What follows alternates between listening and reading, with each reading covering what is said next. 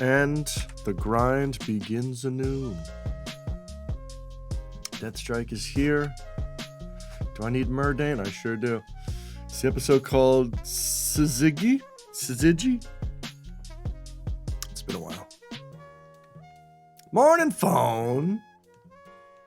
Wait, I think I have Merman already, right? I do. Oh, I don't have Slimo. See Slimo. I've seen every episode of X-Files, but a combination of time and or alcohol have caused me to not remember a lot of them. Some of these, it's been 15 years, and I was just blasted out of my gourd when I watched them. If I'm correct, Atari was almost called Syzygy. Oh, shit. Wow, Atari is a much better name.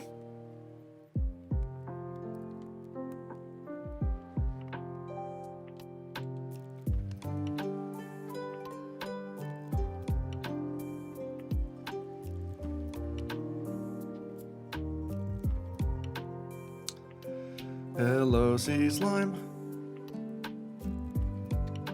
No Krabbis. No Merman.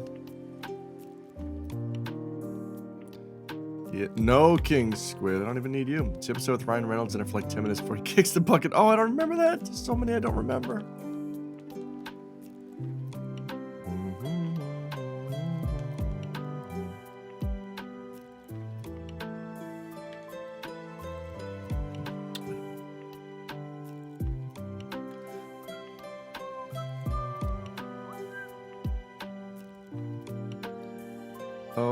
Okay, let's go. So wild seeing so many Twin Peaks actors show up. Oh yeah, right.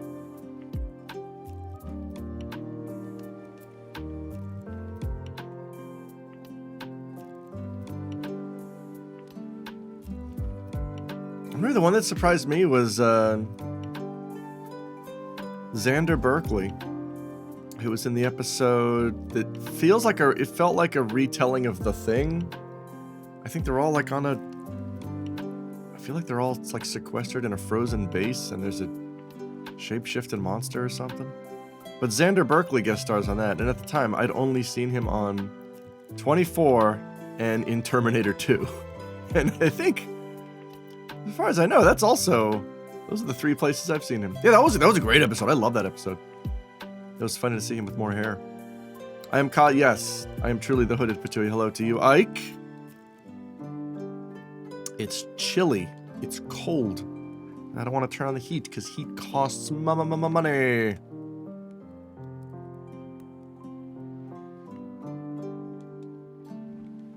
But I will drink coffee.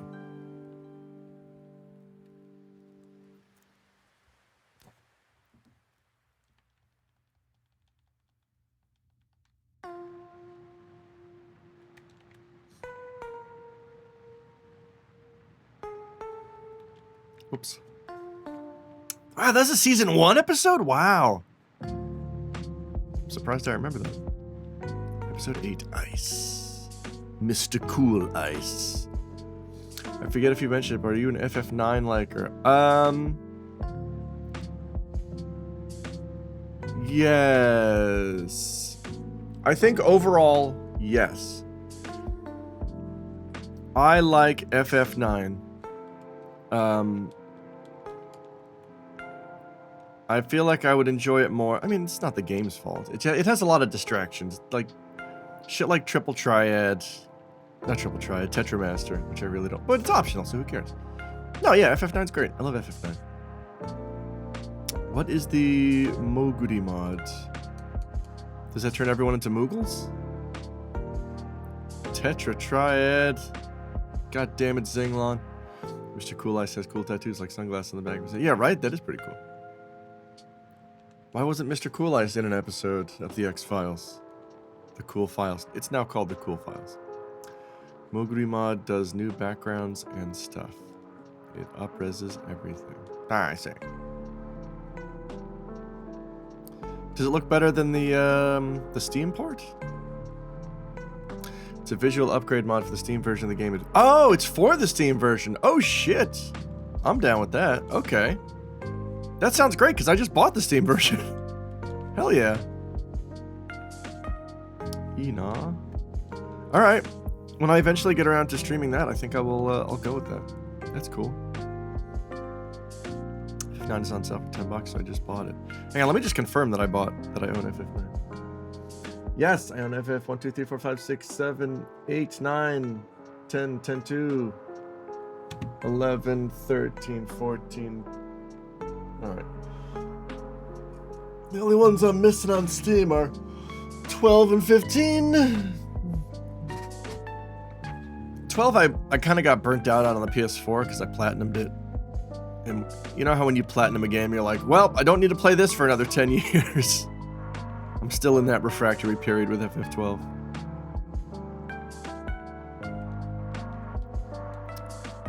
Deathstrike, stop right there. It does. You know what kind of fucks me off though is I made a Steam category in my library just called Final Fantasy, and that's where I lump all the Final Fantasy games. And they all just have what their name is, you know, like Final Fantasy, Final Fantasy 2, Final Fantasy 3. Except for Final Fantasy 8, which is called Final Fantasy 8 hyphen remastered in all caps. Not a fan of Platinum games? No. Sorry. Platinum Bloodborne, and I'm playing that again. It's been like 3 or 4 years. Yeah, you need a few years.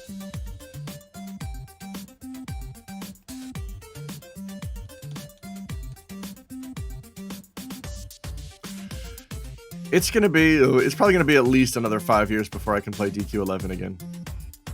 I burnt myself. Oh, we got jellyfish! Hell yeah, I got crazy burnt out on DQ11. Just by playing every release that came out until the last couple. Give me jellyfish. Let's update the stream.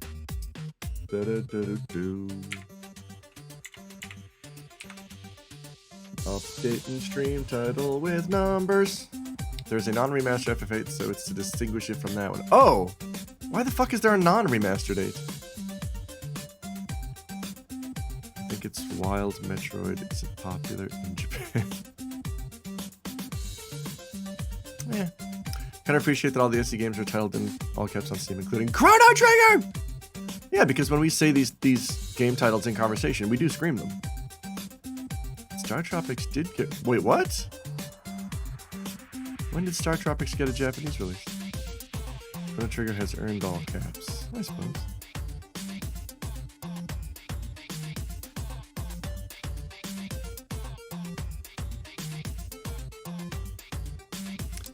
Alright, now we just need Sea Slime, Murdane, Mad Condor, and Mad Condor still needs a bronze or silver. Oh, don't need this. I don't need you, dorks. Hang on, I gotta start looking at my map and find out what the best place to find Sea Slime is. Anyone who just says the sea is instant banned. Or the ocean, or any equivalent.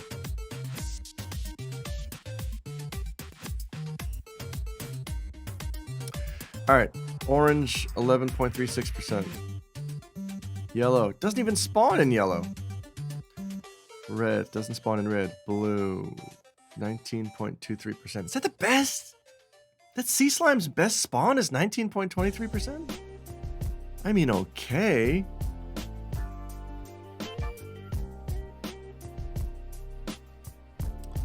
Alright.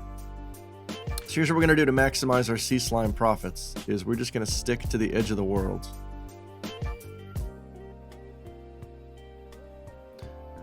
Oh, damn it. My autocorrect has been really proactive in the worst way lately. Star Tropics didn't get released there. There you go. That's true.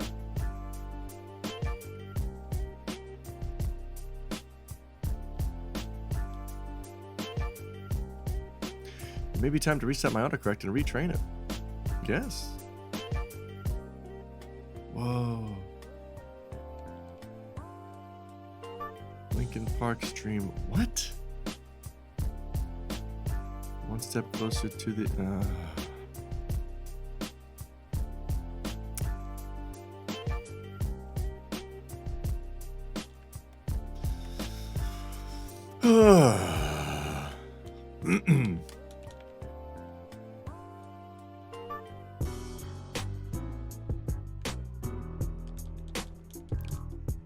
roughly 1 in 5 encounter rate is we could do much worse. Any voice acting lately? Not voice acting.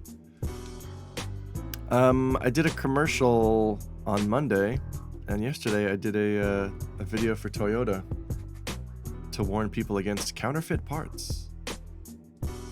The commercial on Monday was for a department store. They're having a half-off winter sale.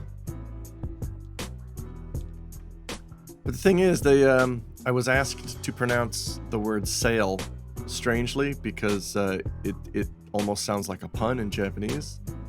So now I'm kind of concerned that if I show that commercial to any non-Japanese speakers, they're just gonna think, why do you say sale weird?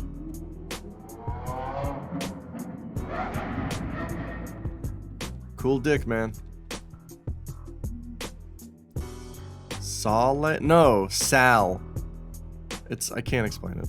I mean, I could, but we'd be here forever. Mega Sal.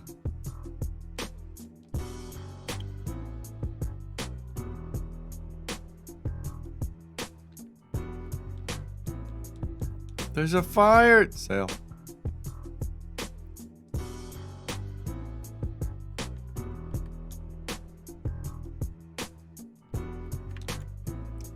I don't need you, jellyfish. Here's what I need. Mermen. Well, no, sea slimes. See? You really blew yourself.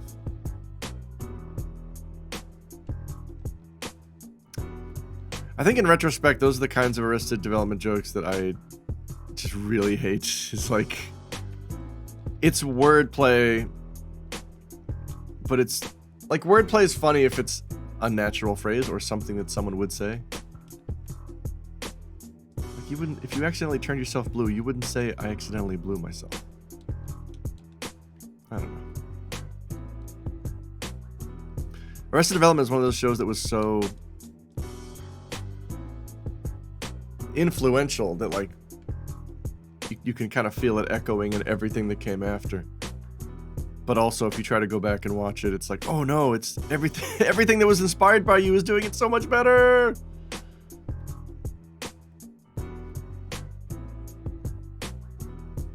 There are still some very good performances in that show. I feel like the cast was better than the scripts, and they kind of made it better. Wait.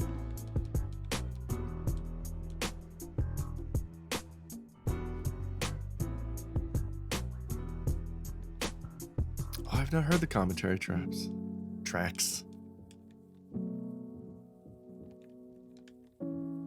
The very professional lawyer's eye pushed me one joke, but he sells it every time. Oh wait, which one is that?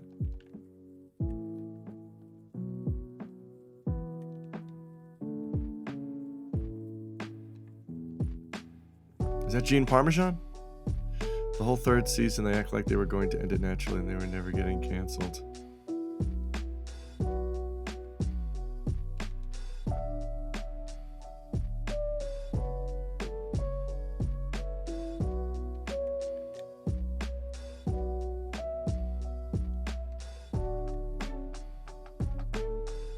Turn the commentary.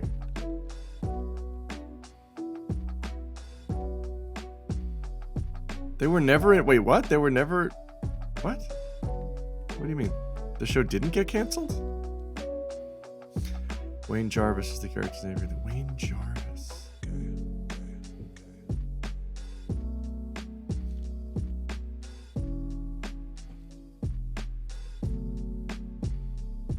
I do love Gene Parmesan though. That one always got me.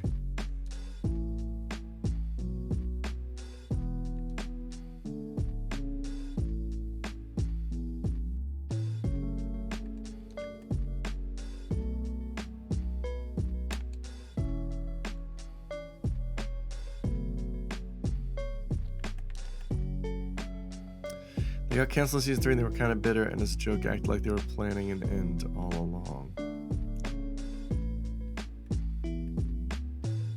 Wait, what? This is too meta for me.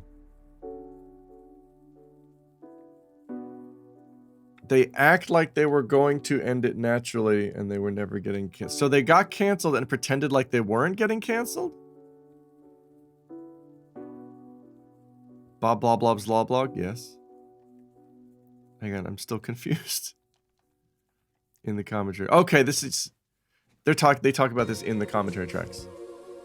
Okay. I guess I will have to listen to the commentary tracks to fully grasp the subtle nature. Tell your friends about this show. That was pretty good.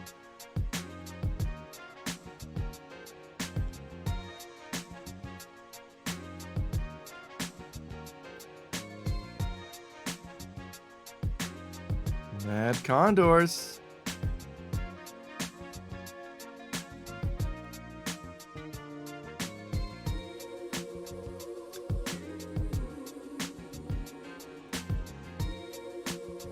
How do we feel about season 4? Because I watched it once right when it came out. I couldn't tell you a single thing about it. I don't remember anything from season 4 other than it was shot weird. It was shot like segmented because they couldn't get all the actors in the same room at the same time. Singalong never got through it. Deathstrike won't watch it. Wow. I mean, I also may have been in a bad frame of mind because I just gone through a very bad breakup. But I don't know. I just don't remember. I don't remember anything at all about it.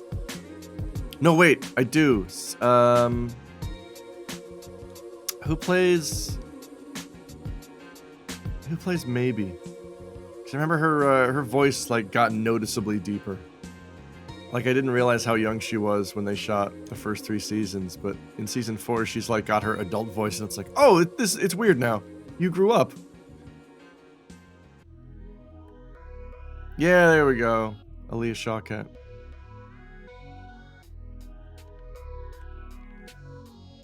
I think it shouldn't have been brought back.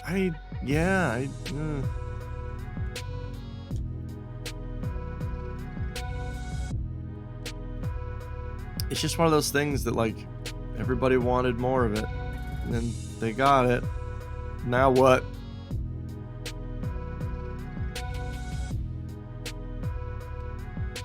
That was, I think, the beginning of me sort of becoming aware of the whole Monkey's Paw thing of, like, hey, they're bringing back XYZ! And then a year later, oh my god, I wish they hadn't brought it back. What the fuck? I thought I attacked Merman. No, I fucked up. Ethel Merman! Didn't want more of it. I thought it ended on a high note. Yeah, right? Me too. But it's like... Friend thinks the daddy horny Michael is the funniest thing. Jesus.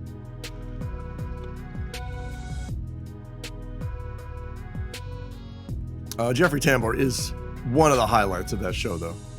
He is so funny.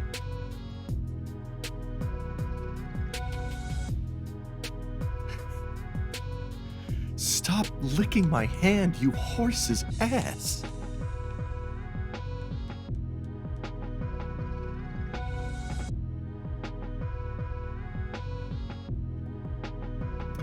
Oh, and Jessica Walters, yes! Jessica Walters, fantastic. Sorry, phone, they're both gross.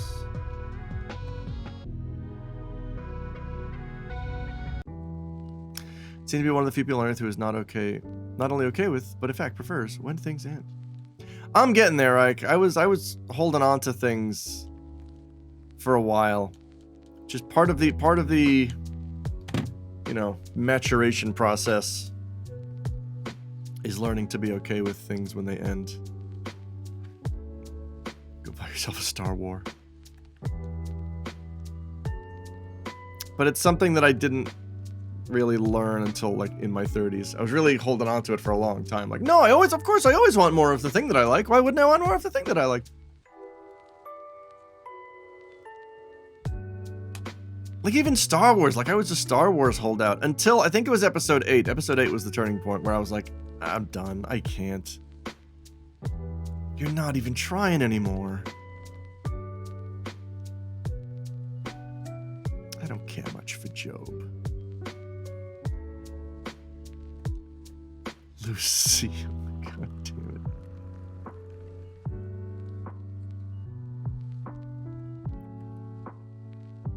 again. God, that's another joke that I hate because you wouldn't shout loose seal.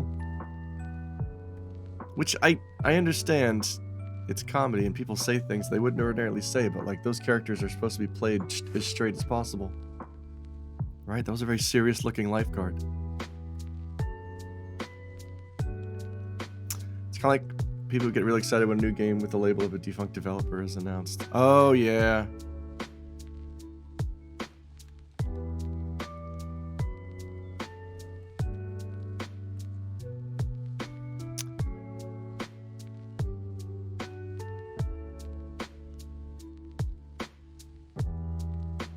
All right, now we're just quoting our favorite Arrested Development lines, because I'm not going to participate in this.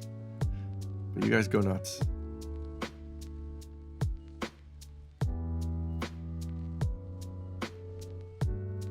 No, yeah, keep them coming. Let's see how many everyone knows. I got mine out of the way.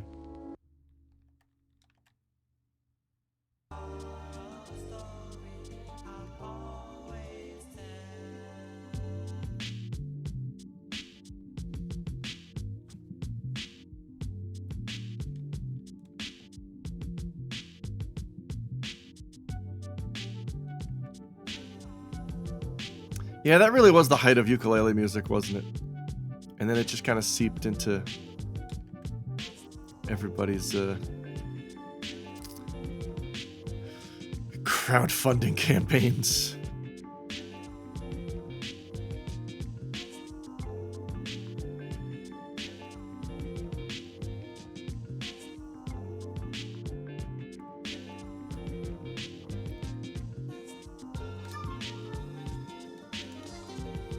I was kind of disappointed that ukulele became a twee hallmark, because one of my favorite Japanese artists plays the ukulele. She's a cute Japanese woman whose her guitar teacher when she was young told her her fingers were too small to play the guitar, so she bought a ukulele.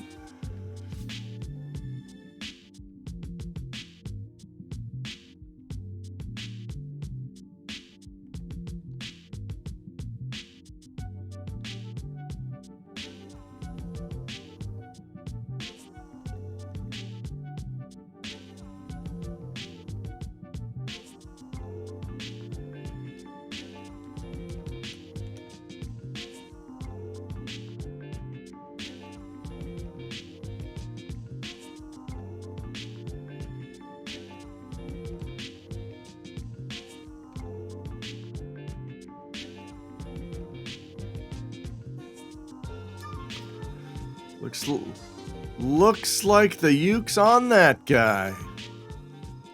That's what you say when someone slips on a banana peel. That's like when I was in middle school and I had to take a music class. I took band. Only girls sing. And the band leader took one look at my big lips and said, tuba, wow. Only thing I was 4 foot, 75 pounds. Oh no! Tuba's cool though. We could have been low brass pals. I was the low brass section leader my senior year of high school because I switched to mellophone, and I guess I was the only senior. I was only senior in the. I guess mellophone is technically low brass. Wait, is trumpet just in its own section? Epiphone. That's for allergic reactions. Baritone. Tuba maba.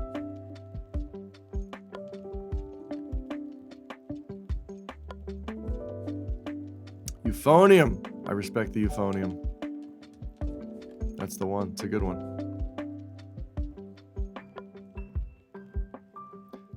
Yeah. Epiphone. Epiphone is the trumpet that you gotta jab yourself with if you accidentally eat kiwi. I just ate kiwi!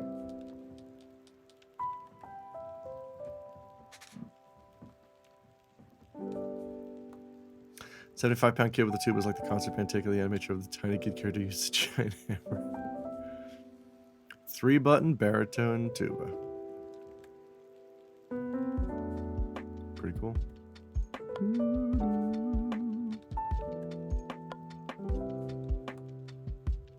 Oh, you know what? Hang on. Let's put the bastard sword back on Lisa Kudrow. because she's gonna accidentally start killing stuff. Isn't the fourth valve just a shortcut for valve 1 and... That's a joke that I don't get. But let me stop you right there. It's not. No, maybe it is. I don't know. Not sure since I didn't have one.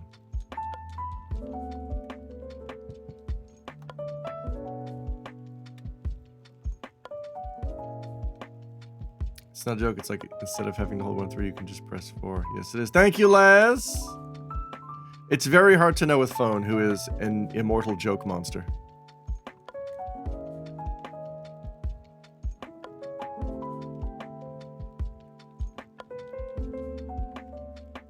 Fuck. I fucked it all up, Jellyfish. Now I'm taking it out on you.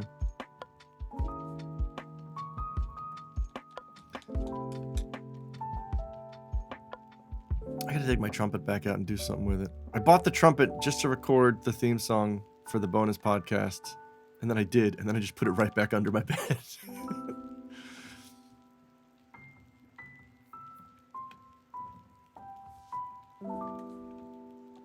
Come on, sea slime. Let's hear that snap.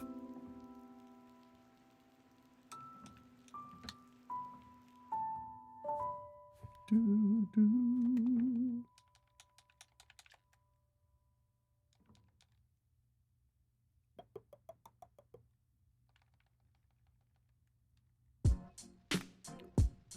Trumpet, cornet, and flugel. Oh, I always wanted to play flugelhorn. I had a trumpet, and I think our band... I think there was a cornet in the band room that we could just tool around on, but I don't think it was ever really used. And I think like right after I graduated, the band got a flugelhorn, and I'm like, God, fuck, I wish I had been there to play the flugelhorn. Just sounds great. Grandpa played flugelhorn. That's a cool ass grandpa. I went euphonium to tuba. Tuba was the shortcut to advanced band. Ooh.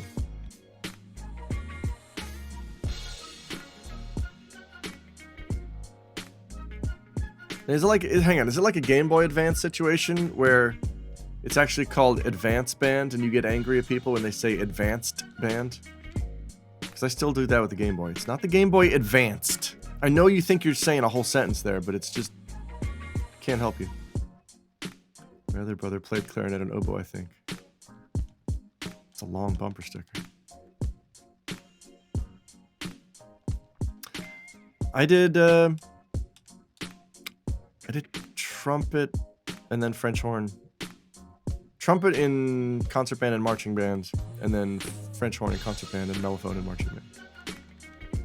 But I was also in like all 7 of the school's bands. Like there was a lot.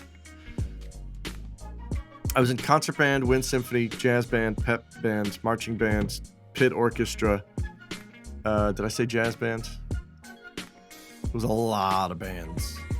I think only 4 of them were actual classes and the rest of them were extracurriculars.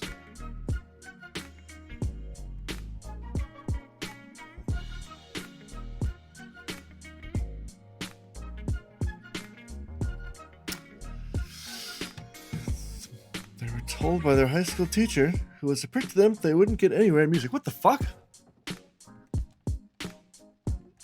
Played trombone, euphonium, and tuba in high school, so I had low brass covered. Nice! Hell yeah. Nick got on marching band in college and came back to him and told some off his face. Good!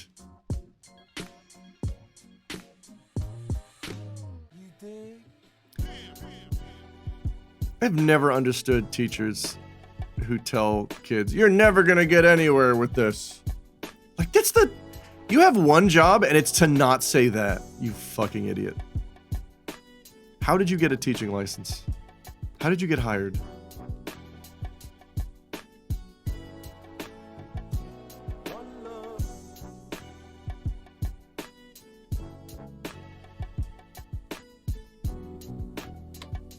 Scott Aukerman has a good story about that, where he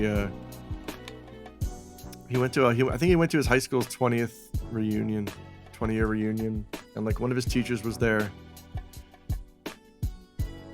And it was this teacher who like always told him he'd never get anywhere. Because he kept goofing around, and he comes back and he's like, got a TV show and been to the White House to film Between Two Ferns and has one of the most successful podcasts. And I think this teacher was like, so it looks like you took my criticism to heart and made yourself a successful person. He's like, no, I completely ignored everything you said. Maybe they want to be J.K. Simmons from the hit movie Whiplash. No. I mean, I want to be J.K. Simmons, but I don't want to, not a mean teacher. Didn't he later reveal that he was just kidding Simmons? Basically telling on yourself when you tell a student they aren't going to be good at X subject. Yeah, you're just outing yourself as a fucking dick.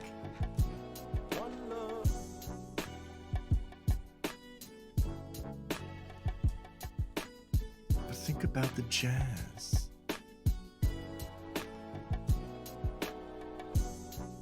Yeah, that's also like another like desperate teacher move, is when you see a bad student succeed, you'd be like, oh, I must have really had an effect on you. Fuck off.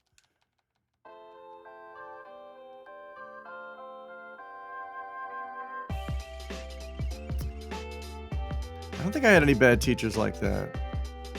I did have a bad employer like that. I had my last boss when I was an Eikaiwa teacher told me that I was the most awkward person she'd ever met. Fantastic.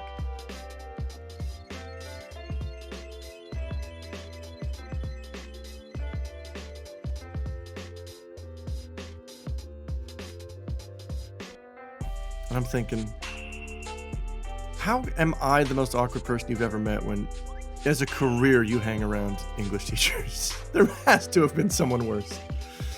I had some good teachers growing up. Two didn't like me. I took it out on my younger brother. What the fuck? Jesus. Okay, I'll remove myself. There we go. Just ever so slightly. I had a lot of good teachers. I think what you realize when you're like 20 years removed from high school is that most of your teachers are just kind of forgettable. Which isn't necessarily a bad thing.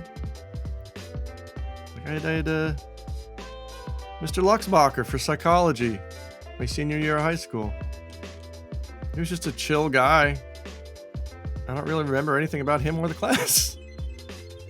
It was senior year and most of us kind of stopped giving a shit.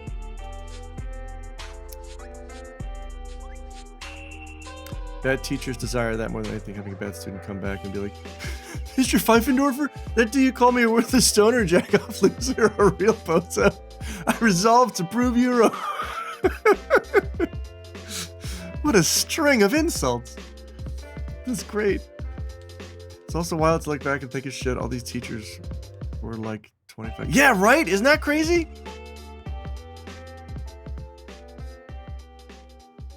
Like, our band director is still teaching at our high school. And I remember when I was in high school, I remember thinking that he was like, he looks like he's 70.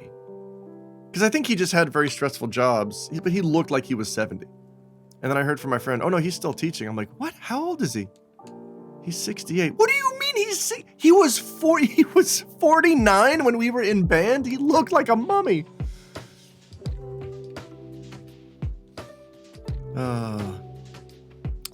Actively spiteful is not a good look for anybody.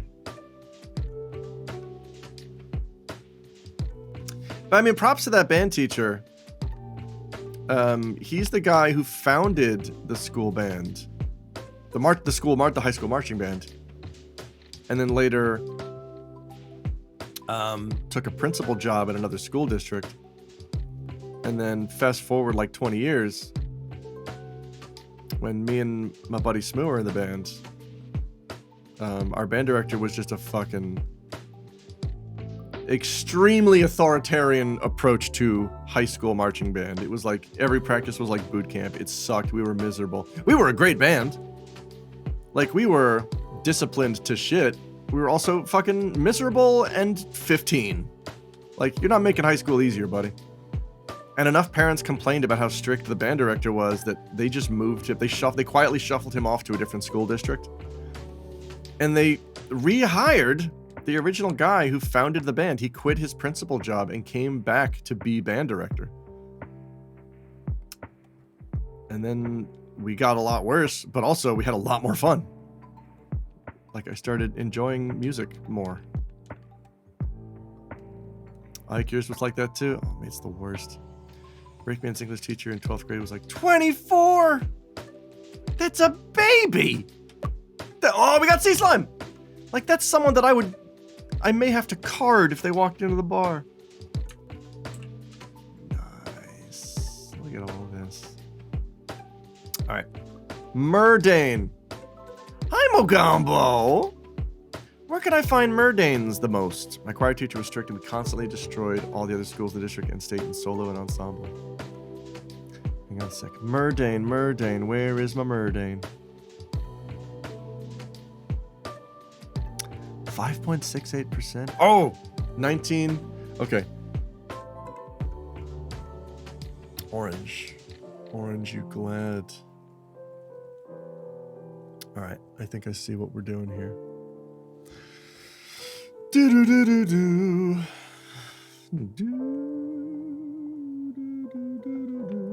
Let's do a quick safety save just in case. Excuse me. There we go. Take this money. It came from Sea Life. Got good at claw machines after living his hand. I don't remember that. But I take your word that he did. Wait, let's just go to Dama.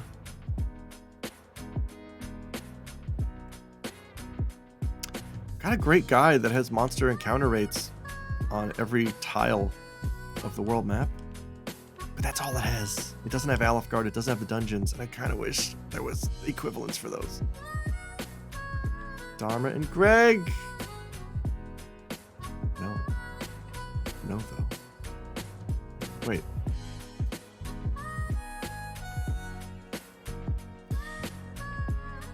Oh, for fuck's sake, let's just go back. It's faster to just go around the edge of the world.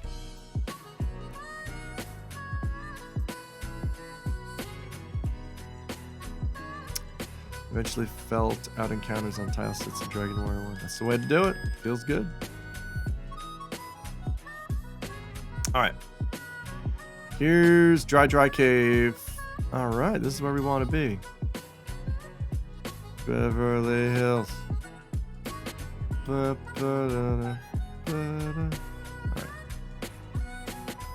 Here. This. I think this is the tile we want. Hand chair was good. And we had that awful discussion about the ghost-shaped lake. Yes! I still wake up thinking about it, Deathstroke.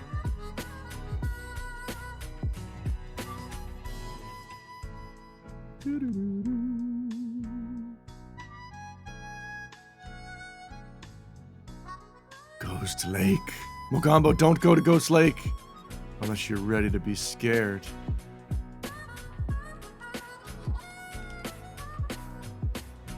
Lake's haunted.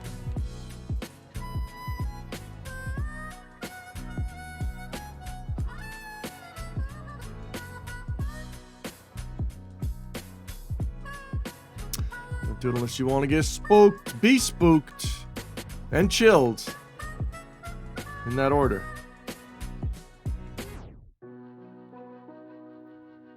Oh yeah, I forgot there's new Mario Kart 8 tracks.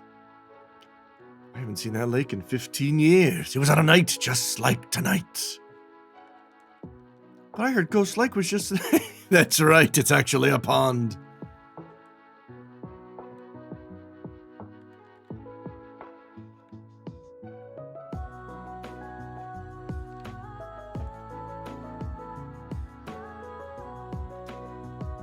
Well, I gotta update the Switch at the bar then.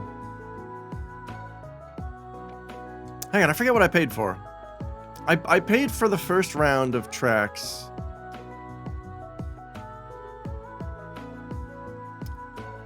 Was there like a season pass thing? Did I buy...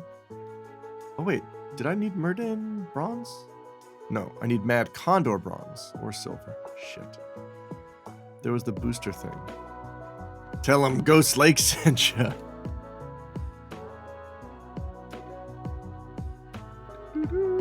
Well, Link's old, right? Isn't Link from like the Wii U? Or am I just thinking of the track?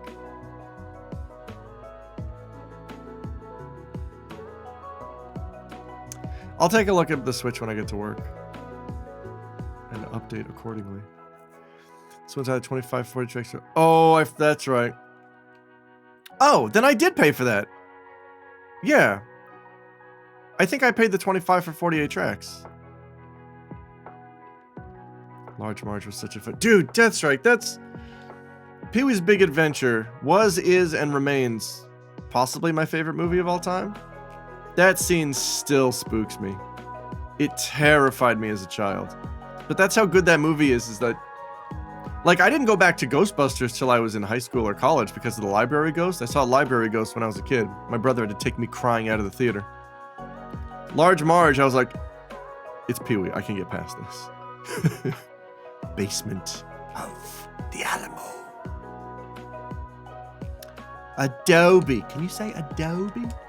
Same for you, Mogambo. Oh, man.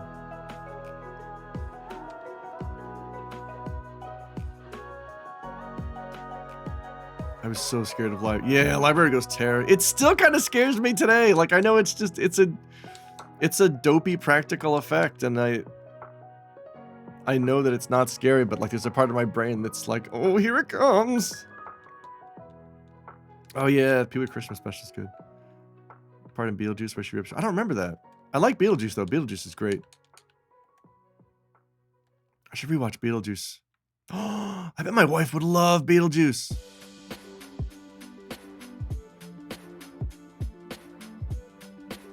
Is Beetlejuice on Netflix? Even though now it is super fakey, puppety. Yeah. He's being taught how to sing Feliz Navidad in Spanish. No, we had tentacles. It's on HBO. I don't have HBO. I don't have a home box office. Oh wait, did I update my stream? Let's update that. Feliz blah de blah. Did you see Pee-wee's Big Holiday? I thought that was fantastic.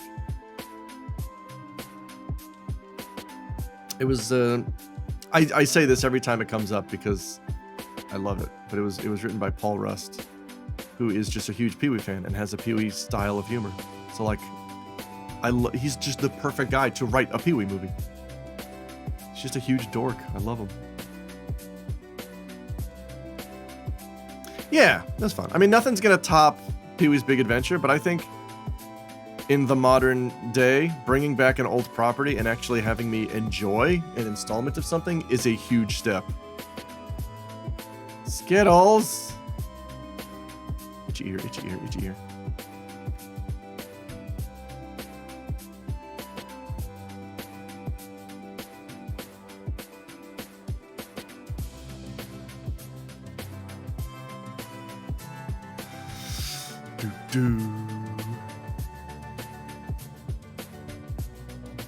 Yes! The beginning buddy has a whole adventure with a disgusting Mac and me. My mom used to work on Pee-wee's Playhouse with Cecily. What? Paladin, sorry, that's incredible. Her coworker was Robert Zombie. Paging Mr. Herman. Mr. P.W. Herman. You have a telephone call at the front desk.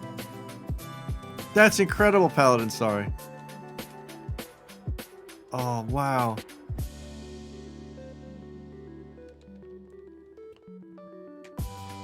Hey, we got tentacles! You heard me. Oh my god.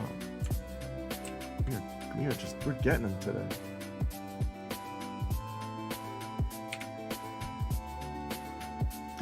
Tell us the story. Did you meet Cherry? What's Zombie really like? What's Conky like in real life?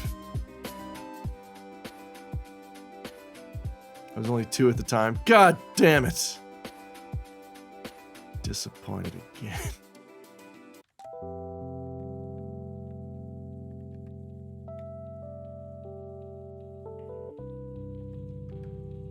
It was around 1988. So hold up, is his middle name Wee? Does Paul Rubens have a middle name? Jambi got buried in a representation of his magic box. Good. Did we lose Jambi? We still need Murdane, right? Yes. And Mad Condor. Oh no! Wait! Hang on. Jambi was in Seinfeld? Don't tell me who. But my brain sees face paint, and all I can think of is Crazy Joe Davola, but I don't think it was. Who was Jambi in Seinfeld? He was Kramer. Who was Jambi in Seinfeld? Yeah, hi, Y Signal. Yes, this is, I got the Radio Cutman playlist going.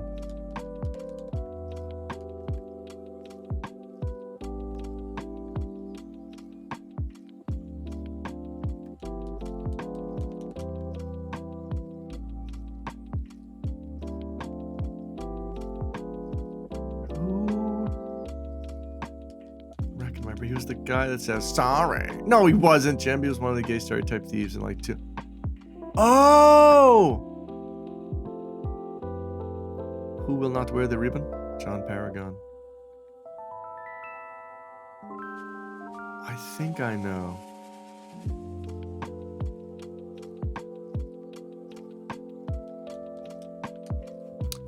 Alright, I'm gonna look this dude up. Post his grave in the Discord. Okay. I want to look up, yes, there we go. Oh, wow, he died last year. And voiced Terry the Pterodactyl. Television. Wow, 1981. Elvira, the paragon of comedy. Seinfeld. Cedric was the name of. Yes, it's coming back to me now. Wow.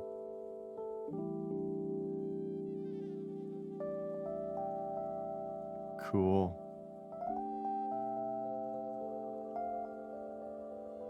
Oh wow, you're right. Wow.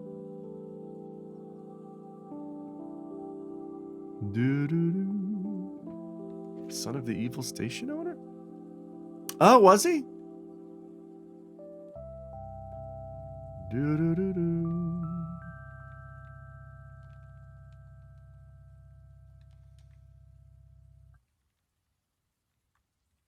Happy Friday, Jero.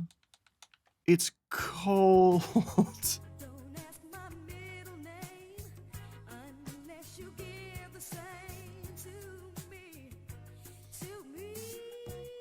I'm trying to psych myself into having fun at work. I have a big reservation coming in, and I always get nervous. Because big groups of people fucking suck. Even if they turn out to be super nice, the first, 30 to 90 seconds is always like feeling out the room, seeing what personalities are like. Oh, this is one of those guys who takes everything off the shelf and rearranges it. Speaking of UHF, you're off to work. Oh man, Mogambo. I'm taking 5 days off, which is a lot for me. Taking off January 1st through the 5th. And I wanna play a long ass JRPG on my couch during that time, but I don't know what. It's a nice chill respite away from the ongoing Twitter shit show. Yeah, fucking. That's how even Paul F. Tompkins is like, yeah, I'm quitting Twitter at the end of the year. Remember watching UHF on Comedy Central a long time ago, and they played the Corn Librarian sketch. They censored it? With Chops Kid in Half doesn't show it happening, but just plays the sound effect, and it's 100 times funny that way. I think you're right. Because I remember that being a real shitty practical effect. Like, not even trying to be a real one. Cast and haste on me! Ah, ah! My idle animation's going fucking nuts. I will Gambaru. Nantonaku. I think it'll be fun. The thing that made me laugh though, it's this woman called to make a reservation, but she's very clearly not Japanese. She's very clearly from a non-Japan country, but speaking Japanese to me. And my deal is I just respond in whatever language is spoken to me. So we did the whole phone call in Japanese. So I'm kind of excited for her to get there tonight and be like, oh, you're just a... Oh, okay. Oh yeah, I heard the Weird Al biopic was really good. Featuring the aforementioned Paul F. Tompkins. Just makes this really loud shock sound, and then Conan the Librarian.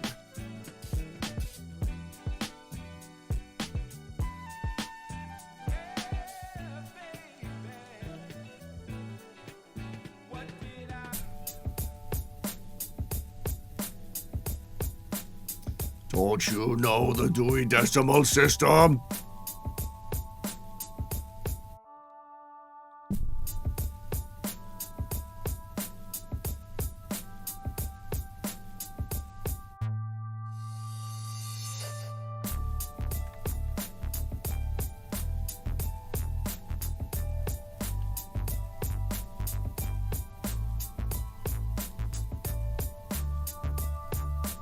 What the? That's a grizzly.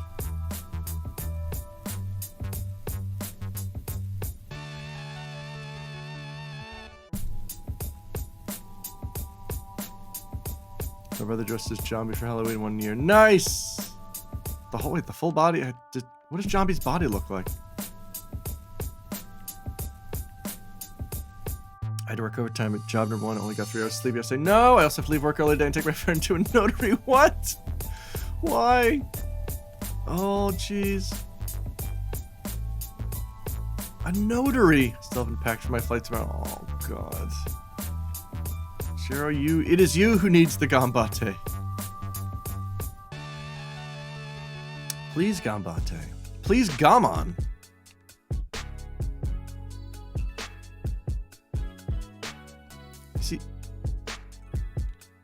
Is he called Neil Gaiman because he perseveres so much at writing? Okay. He was talking about purple glitter for 2 days after Halloween. Purple glitter's pretty great. Exactly, Gaiman. Oh, man.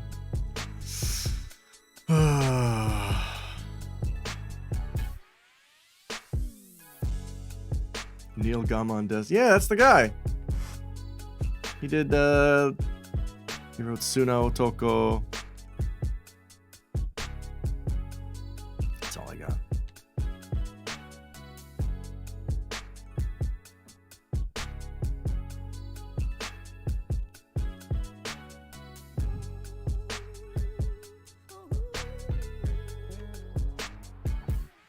What if Japanese Sandman was just a taper? I don't get that, and I refuse to get that. Didn't Neil Gaiman write the dub script for Princess Mononoke? Did he? Huh. I don't remember much about it. He did? Okay. I haven't seen that movie in forever. I should rewatch that.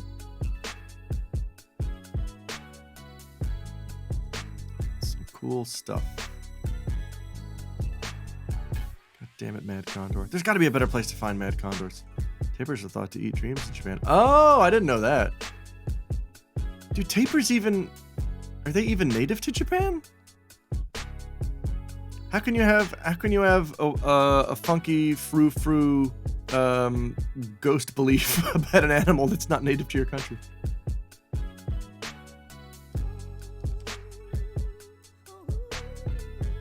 God damn it, I need Mad Condor. I need Giant Eagle. I gotta go down to Eagle Video before 5 p.m. to return this Alien vs. Predator VHS, or Mom's gonna be pissed.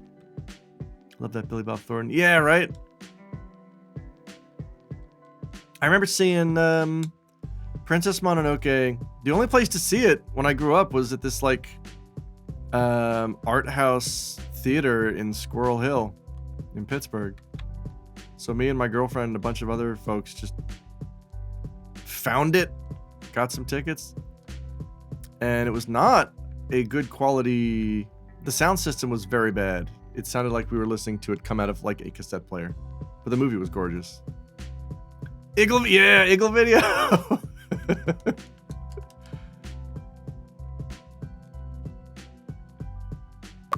Yo, we got Murdane. Holy shit. We are just knocking them out today. This is great. That's 95. It was originally Baku, but eventually became associated with Tapers. What the fuck?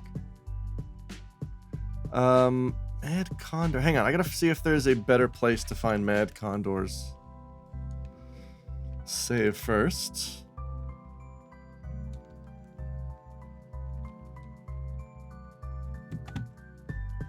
I gotta look at the map here. Can you find Mad Condors on land? Let's find out, folks. Encounter code locations by grid cell coordinate. That's not what I need. All right, Mad Condor, Mad Condor.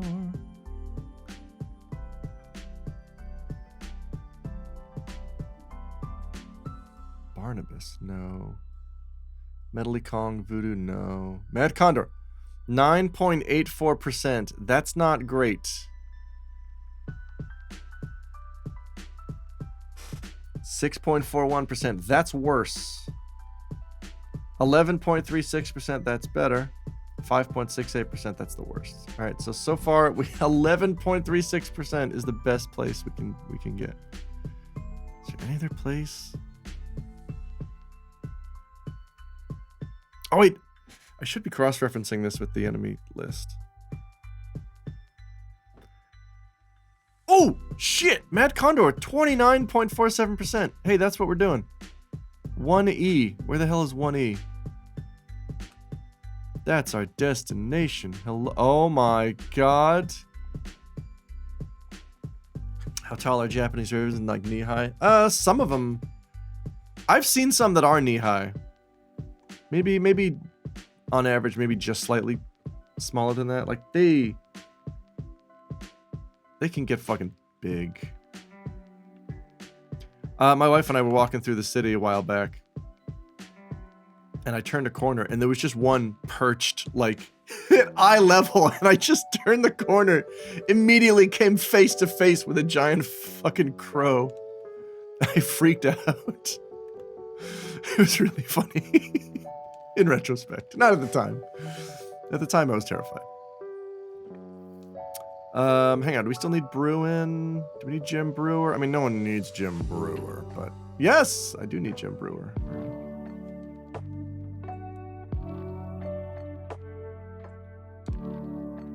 Well, looks like this is where we're farming these. Not as big as a goose, but like an adolescent goose in its goth phase. That's a Japanese crow.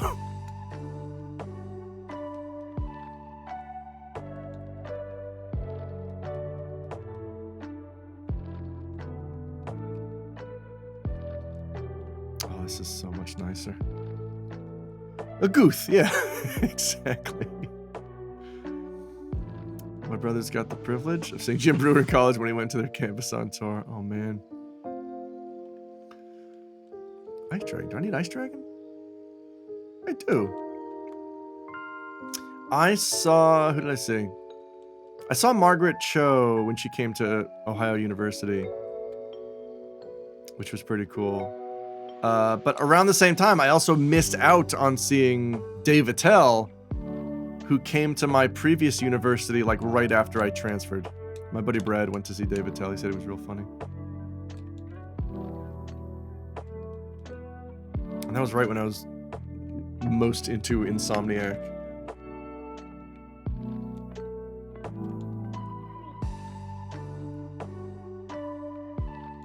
Iceman, Bobby Drakes! That was a good show. I love the one where the episode is in Tokyo, and every bar he goes to, he just raises a glass and goes chin chin. And at the very end of the episode, someone tells him what chin chin means in Japanese, and it's just like a black and white supercut of every time he had done it during the episode. He's just face palming in response. It was great. Oh man.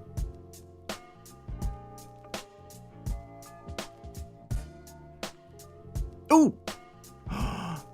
Don't mind if I do. Wait, what does it mean? Ike! It's slang for the male pee-pee.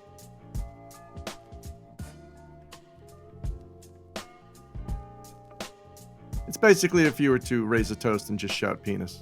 Which, I mean, you can do anyway. He's just reciting the Three Little Pigs. One word at a time. Sick. I don't need these bears, and they don't need me. And we like it that way.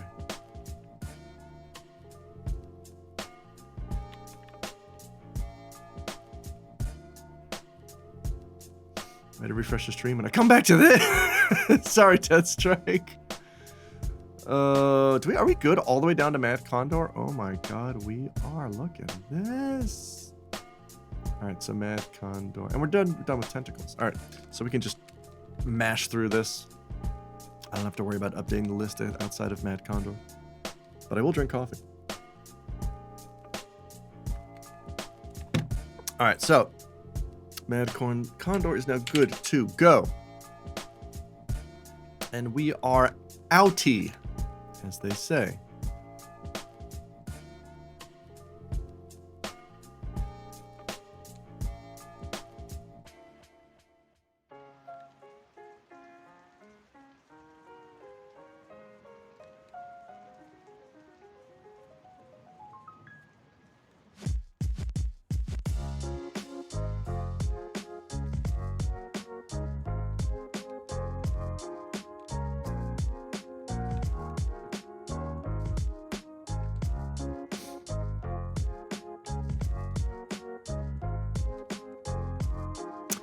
Saw a cartoon recently of a school in disrepair and a shiny renovated school, and none of them was while I went to school after.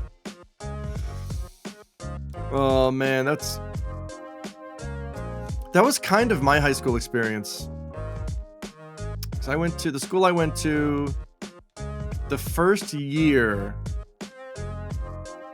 was normal, and then the next 2 years it was just heavy construction while they added a whole wing to the school. And also renovated the existing wing, and it sucked.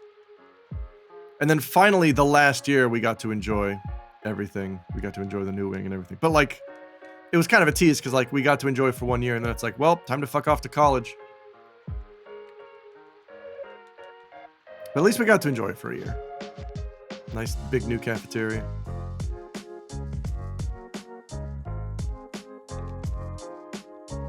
Yeah, there's like... Oh, we got Bruin. Hey, shit, we got Jim Brewer. Because the cafeteria got completely renovated, I associate different video games with different cafeterias. This will make sense, I promise. Like the old cafeteria I associate with talking about like Resident Evil 2 and Ocarina of Time. And then when the new cafeteria was built, it was like, did you see those FF10 screenshots? Holy shit.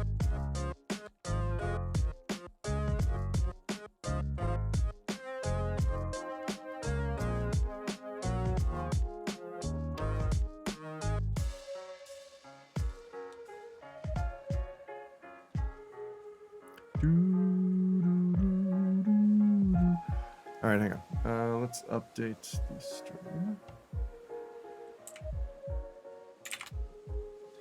This is great. We got a whole bunch. All right, Mad Condor.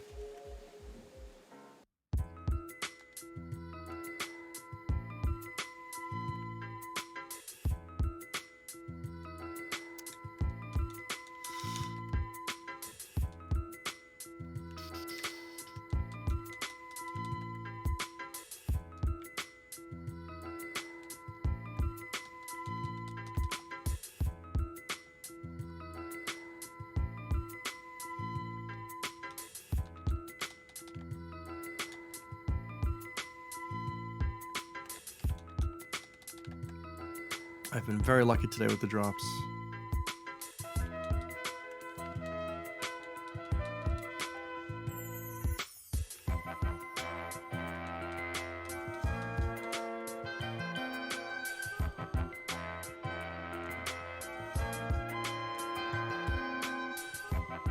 No treasure, no sick treasure, please. This is the opposite of my DQ8 achievement set. Stop it with the treasure. I want your gold medals. So I can bite them like the mayor of Nagoya did to the returning Olympians. Because he's a fucking caveman. What's a fun gag to do during a pandemic? Put an Olympic medal in my mouth. You still got it, Mr. Mayor. Good work, sir.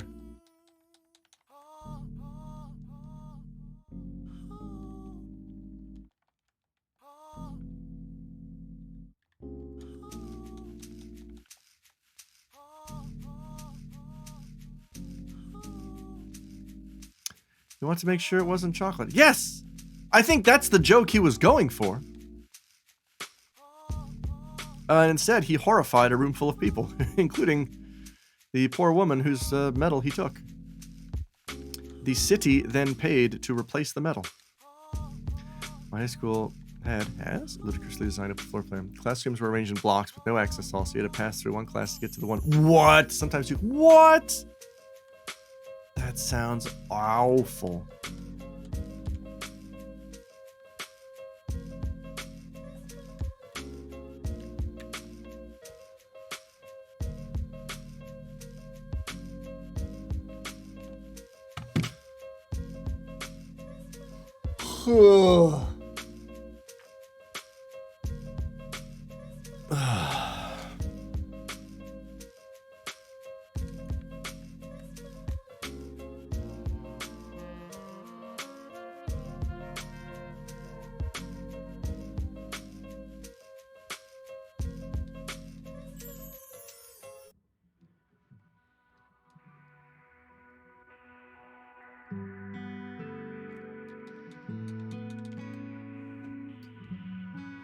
Oh god, I'm cold.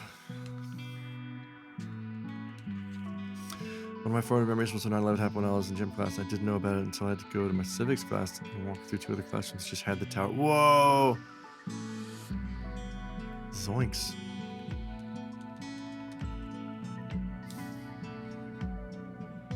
I remember 9/11 was like... it was such a... First of all, it was bad. I'm going to go on record as saying that. I'm going to take a bold stance. But it was like the most sort of concrete welcome to adulthood fucker, like right after high school. Because it was the first thing that happened the first couple weeks of class in university.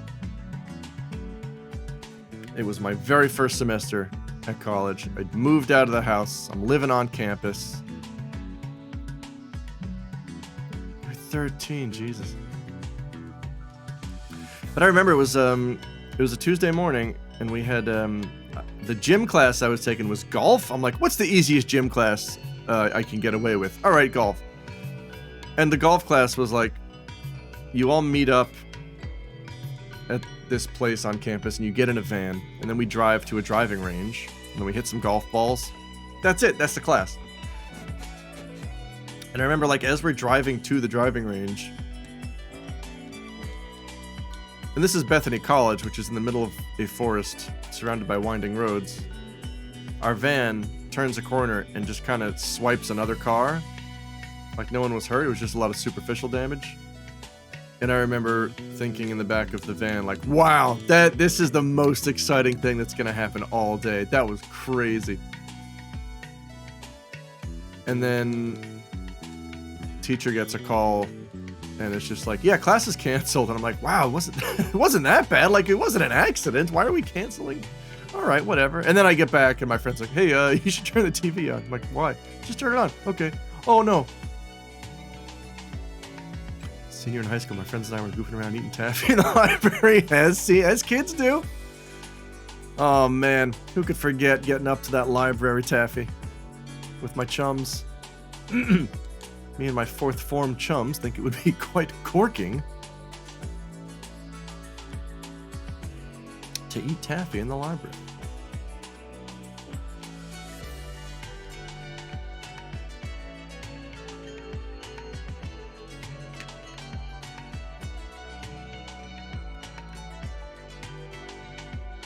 Mad Condor. Ice Dragon.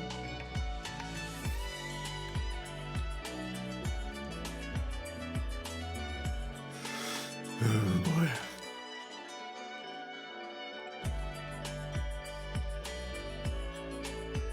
Baby, you gotta watch the naughty bits. Gotta do it.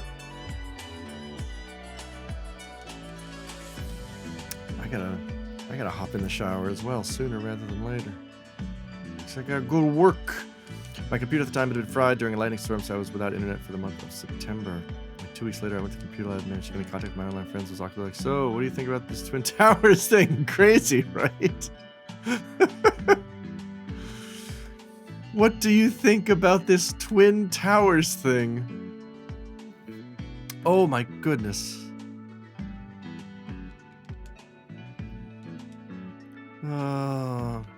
It was just surreal. And the whole time, like, I was stressing about my own shit. You know, it was my first... Oh, you were 15. Okay, that makes more sense. I wasn't near TV in school when it happened, but I heard talking about it among people that didn't see TV news about it till, like, lunchtime. I was, like, I had my head down. I was working on other things at the time. You know, it was my first year. It was my first month in university, so I'm freaking out trying to go to classes and understand everything.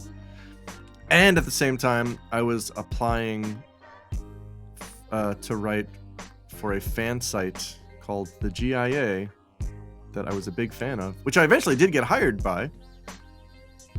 And then I was busy writing for them, starting with October. And at the same time, I was trying to get back together with my high school girlfriend who was going to a university that was like a 45-minute drive away. So all of that shit was happening. And 9/11 was surreal, but still just kind of a weird, like a dull thud in the background of all the shit going on around me.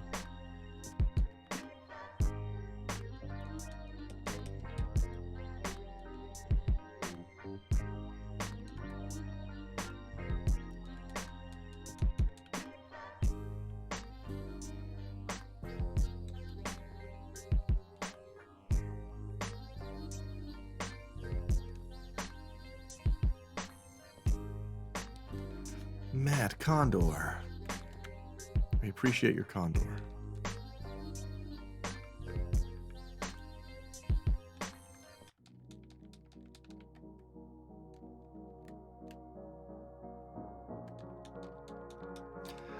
I'm from the Midwest, and I feel like it didn't super affect us, if that makes sense. Yeah, it does. I mean, yeah, it definitely felt more... It felt closer... Because I'm not, like... I don't know. Like, yeah, I guess it wasn't, like, in our backyard. But, like... I'd been to New York before. I'd been to the World Trade Center, which, I mean, so at least it was weird on that level. Like, oh no, hey, that's a building I've been inside. That's weird. And I was born in New York, but not New York City, so it wasn't that... I wasn't that close. I'm remembering all this stuff at my high school now, like how during freshman year our bathroom stalls did not have doors on them and had not since it was built in the 70s. Yeah! That's always fucked up. Like even, I think we even had bathrooms. We had doors. They were just very short. Yeah, that sucks.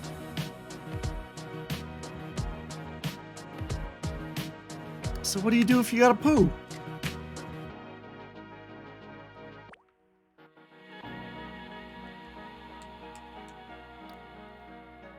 I was class of 2001.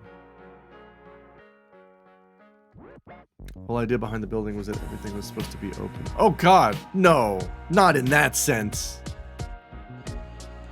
I gotta walk through 3 classrooms just to poo? And then everyone in all 3 classrooms can watch me do it? I don't think so.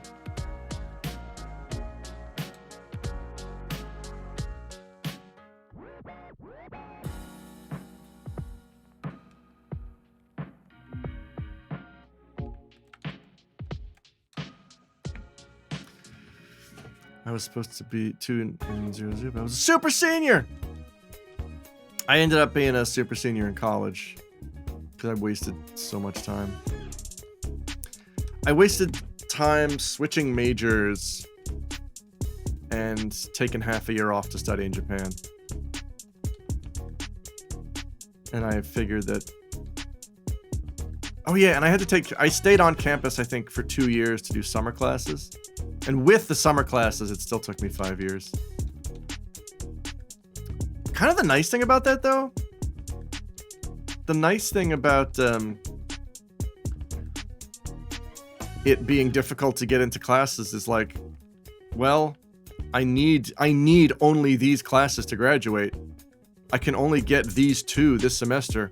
Looks like I've only got 2 classes this semester, and it was great. It was the best. It was just do these 2 classes and then just spend the rest of the time playing video games.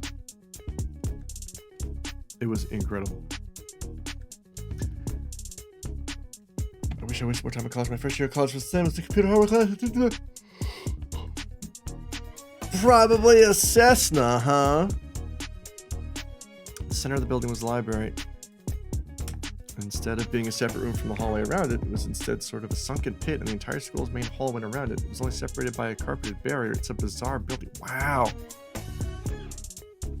If you're in chemistry, you have an extremely set group of classes you have to do, and you have to have it prepped ASAP. Then after class, I went to the commissary, and it was on the Reflex TV, and I used to cry watching. What movie is this? Uh-oh.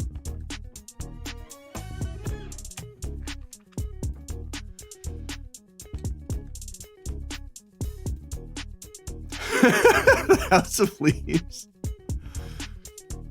What movie is this? That happened to my buddy Tom, but in a funny way. When the PS2 came out, he and his brother were watching the intro to Tekken Tag Tournament, and his mom came in the room and said, "What movie are you watching, honey?" "It's not a movie, Mom! It's Tekken Tag Tournament!" He was so excited.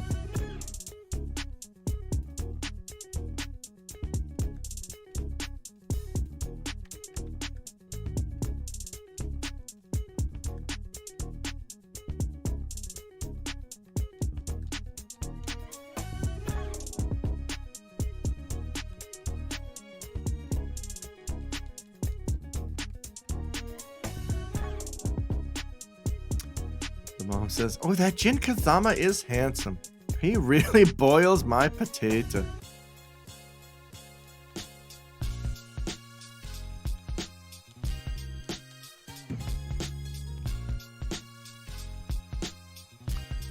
We went on my friend's roof and saw the second plane hit. What? Holy shit.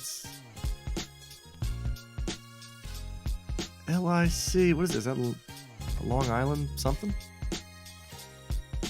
Wow. Oh, he's a demon, Mom. God. Why don't you just get with Mokujin? I was going to Licks at the time. Oh, Long Island City, okay. I take it that's Long Island High School. Or a collection of the undead.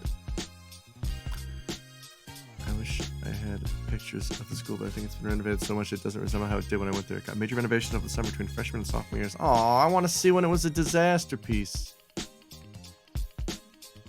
It's both! Oh, shit. The mascot is terrifying. Oh, I want to know so much more.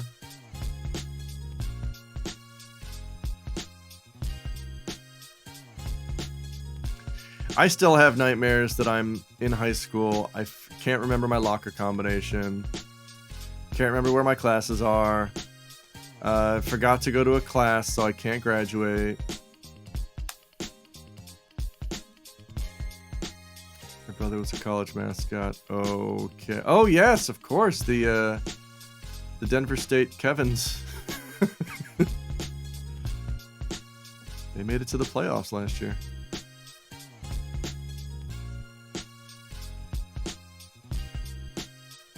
We had lockers, but they were not allowed to be used. What?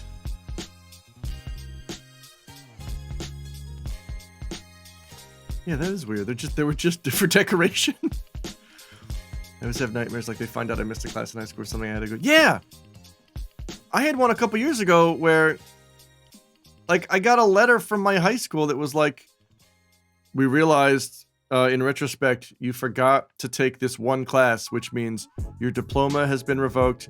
your college diploma has been revoked and your job, whatever it is in Japan right now, has disappeared until you take this class. I'm like, but I'm self-employed.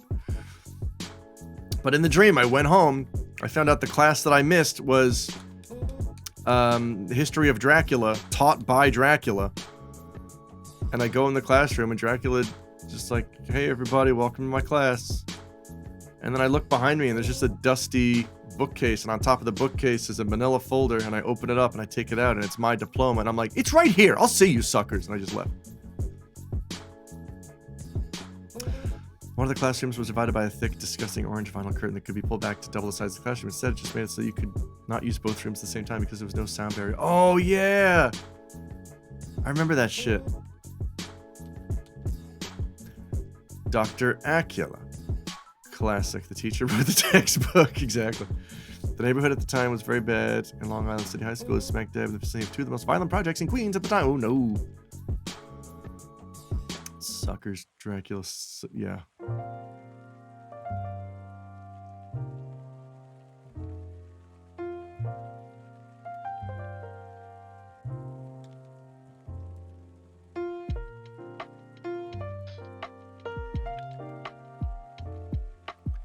Is this some kind of Kakariko?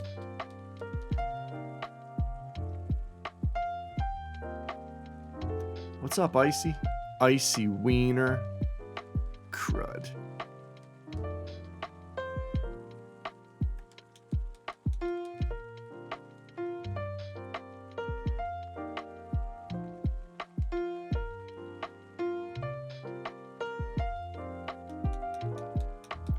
Did high school get bomb threats a lot? I think we got one or two. I don't remember. Just a lot of stabbings. Oh god. Yeah, we didn't really have any. We didn't have much. Oh, I don't know. I think maybe Deathstrike was addressing the room. Yeah, we got a couple of bomb threats, says Mogambo. I think we did, but I don't think anything came of. Like, I remember the school got evacuated once or twice, junior or senior year, because of bomb threats, but it was just like they found out it was a hoax, and then we just went back in and class resumed, and you know, we lost 17 minutes and that's it. We had like 7 in 1 year, and eventually just did a lockdown and sweep. Wow. I got a few threats, bombs, and criminal. What?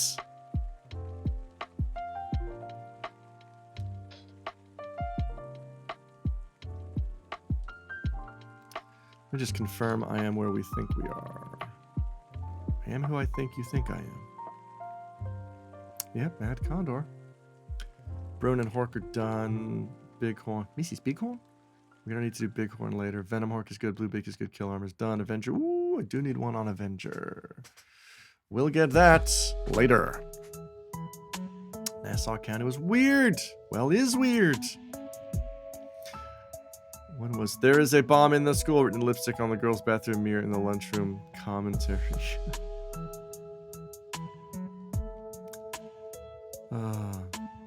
Nassau is still weird.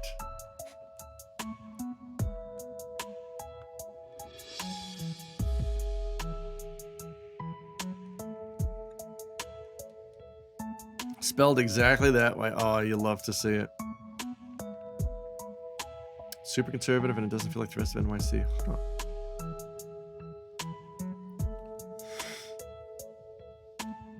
It's kind of like I kind of have a newfound compassion for faculty when that shit goes down, because like they have to treat them all as potential threats, right?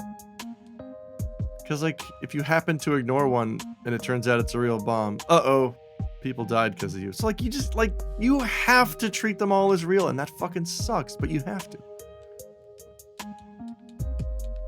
There's a bill of materials in the school.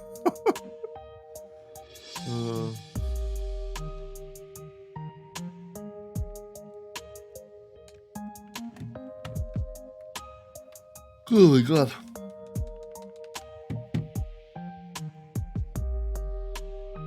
Alright, I'm freezing. I'm gonna turn the heat on. I don't want to, but it's very cold. My grandpa was a substitute in the late 80s. He retired after he realized he wanted to strangle some of the... Oh, God, yeah. I completely understand that. And I taught only Japanese public schools, which are much better behaved. But even that was too much for me. The problem with Japanese schools is that there's just,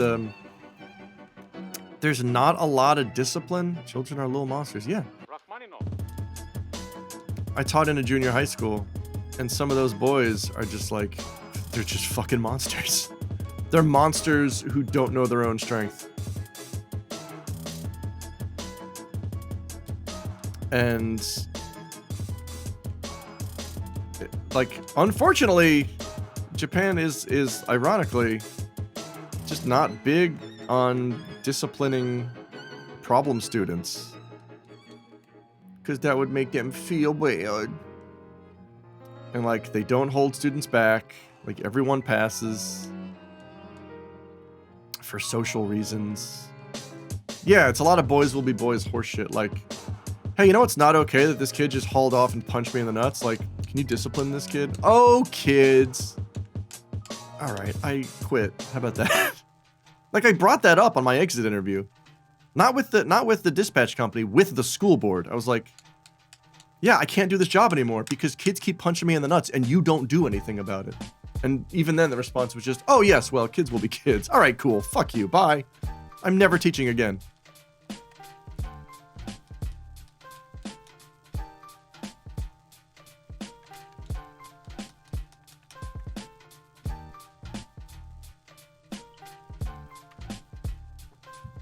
Yeah, they need to maintain class structure, maintain a cohesive social unit.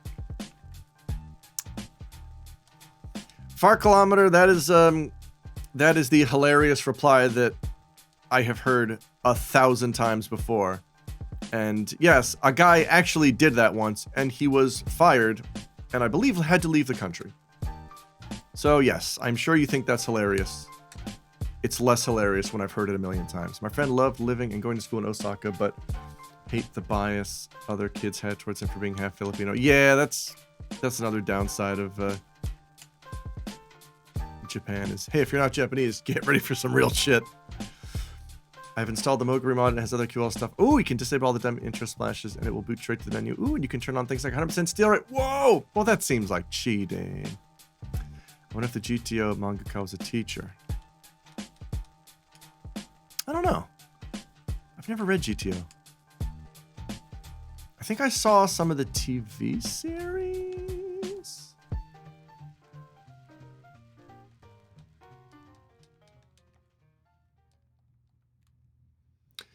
The other piece of quote-unquote advice I always got from people when I talk about this is, oh, why don't you just wear a cup? Just wear a cup all the time. Because, again, knew a guy who did that. Kids found out about it, started punching him more, started shouting, it's hard. Every kid started fucking punching him in the nuts. So that's also a bullshit idea.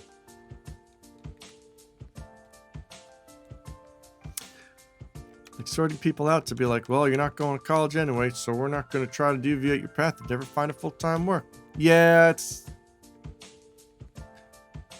that. It's basically, it's the Japanese idea of, well, you don't come to class and you haven't retained any of the material and you have no future, but we gotta keep society going. So we're just gonna get you out of here. How about that? Yeah, junior high kids are fucking gremlins. We've tried nothing. We tried nothing and we're all out of ideas. Talking about Japanese kids' fascination with hitting men on the chin. Yes, Jero, it fucking sucks. It's the reason we have a critical hit bar in Nagoya, Japan, right off the Beltline. Because it got so bad, it made me quit teaching. Which is for the best.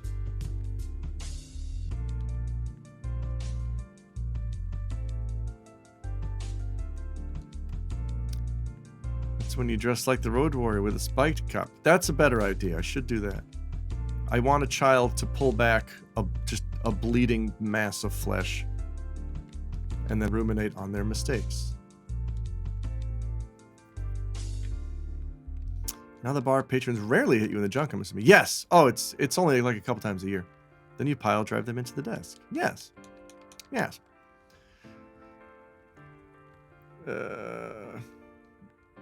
That's...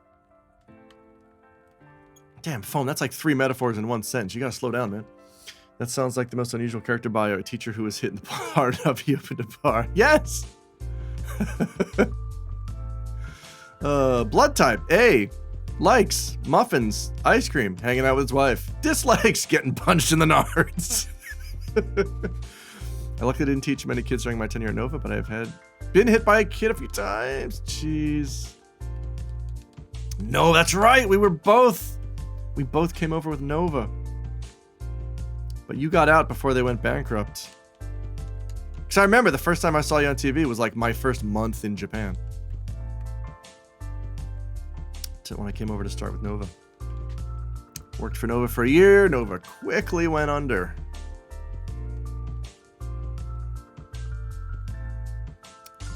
Yes, we both drove a Chevy Nova to Japan. Yes, I saw our man Jero on the television. And I was like, holy shit. That dude sing good. Holy shit, he's also from Pittsburgh. And I never forgot it. It gave me hope that anybody from Pittsburgh could succeed in Japan. Despite our innate disability of being from Pittsburgh. Oh, the anchor guy. Yes, I'm sure he appreciates that.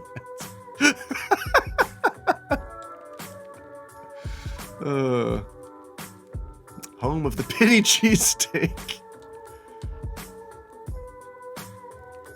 Pittsburgh has a decent cheesesteak. We used to get cheesesteak for school lunch every now and then.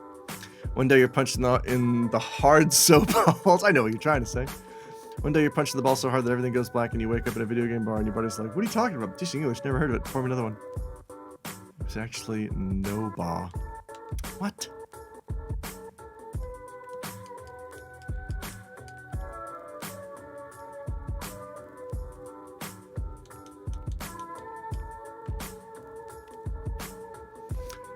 Alright, Mad Condor is being real stingy.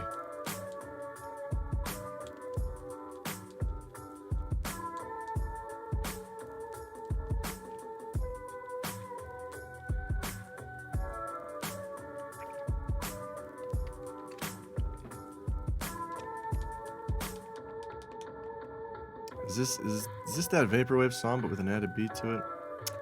It's possible. I mean, it's all kind of indistinguishable for me, but that's why I like it. Hang on. This is a DJ Cutman track called Dank Hotel Room.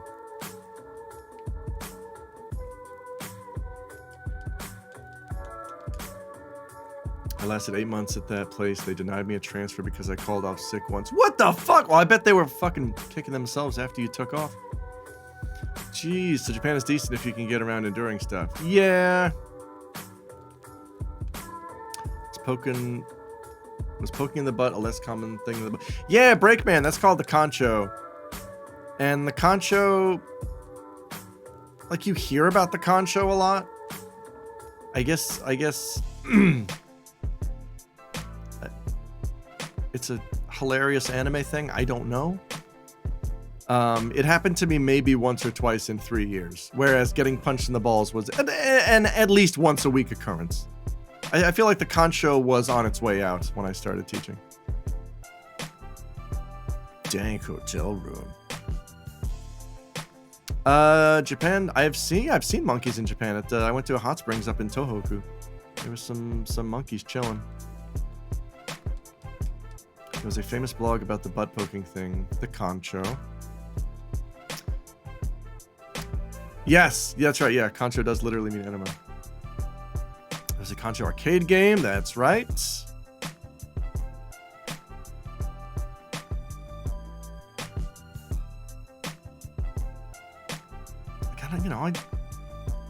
I how do you explain to a kid, like, hey, this, you're, first of all, if I were administering an enema, I would not have a 9-year-old do it. Second of all, butt stuff is to be done in a controlled environment with preparation. Time to find synthesizer parts later. See you, phone. Boonga boonga. Is that what it's called?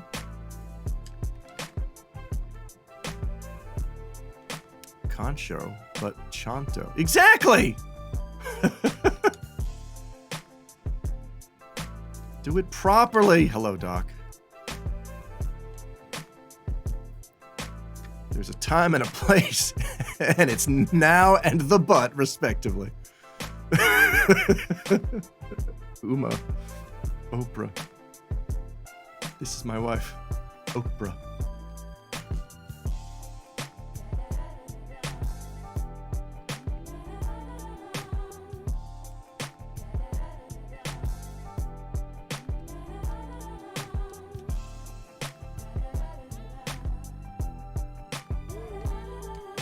Goddamn bears. No, I've never played that table flipping game. That always seemed interesting to me. Iceman is a terrifying idea. Yes! He's an Omega level mutant! Kanji for Concho is not allowed on Twitch. What? Why on earth? Hi, Bubba Roxy. I've had this stream open since last night because I never actually closed tab. Well, thank you for hanging out for a very long time. A dude erupting from the ice, reaching for... It's great. There's a magma variant as well. And a man made of gold. I don't know if your name is based off those Subway ads NYC or am I bucking? Isn't Dr. Zyman from Down Under? I know this channel has a sizable Australian contingent. I don't remember if Doc is one of them. All this butt stuff talk reminded me of one of my assignments tomorrow was for a hemorrhoid, and I don't wanna. Oh no! Yeah, Ike, you work with the less savory type of butt stuff.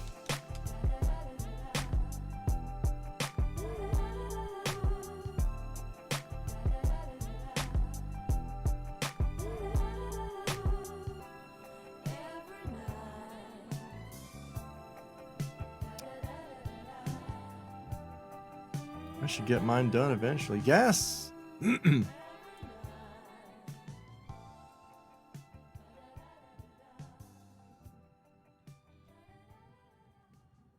Don't push too hard, folks. It's true. I've got to have you. Oh, wow. That's the lesson? Okay. No matter what you do. I got a second gold Bruin? Oh my god.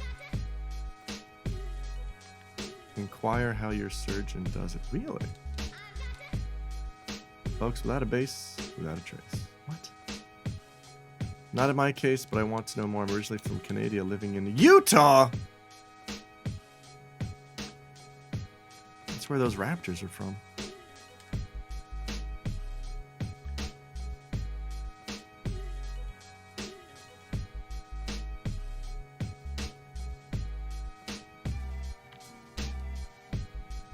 There are a wide range of hemorrhoid techniques. Roid tech, some are better than others. Huh. Yeah, how is Roid tech these days?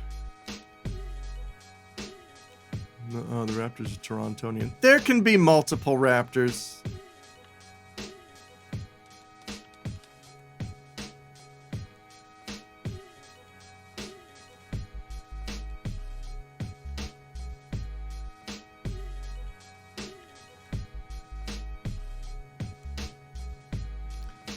Come on, Condor. They hunt in packs. That's true. Roid Tech is my favorite Megacorp. Just waiting for Roid Tech to activate and, well, you know what happens next. Judgment Day.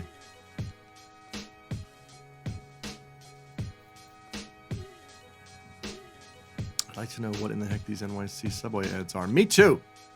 The doctor's name is Zizmore, and I confuse it because X is so common for your names. Zizmore! A huge buff guy. Ah, my package from Roid Tech has arrived. Open Spock. Oh no! Oh no. Just love to imagine a weightlifter injecting hemorrhoids into his own ass. And then shouting, "Oh no!"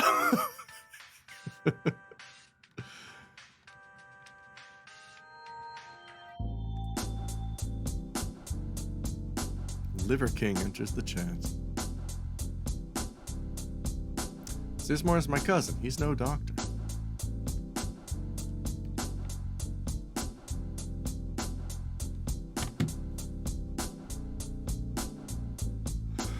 Oh boy.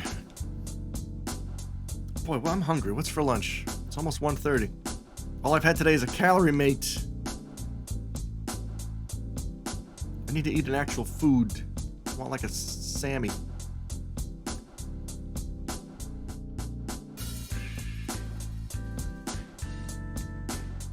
Ice Dragon Filet.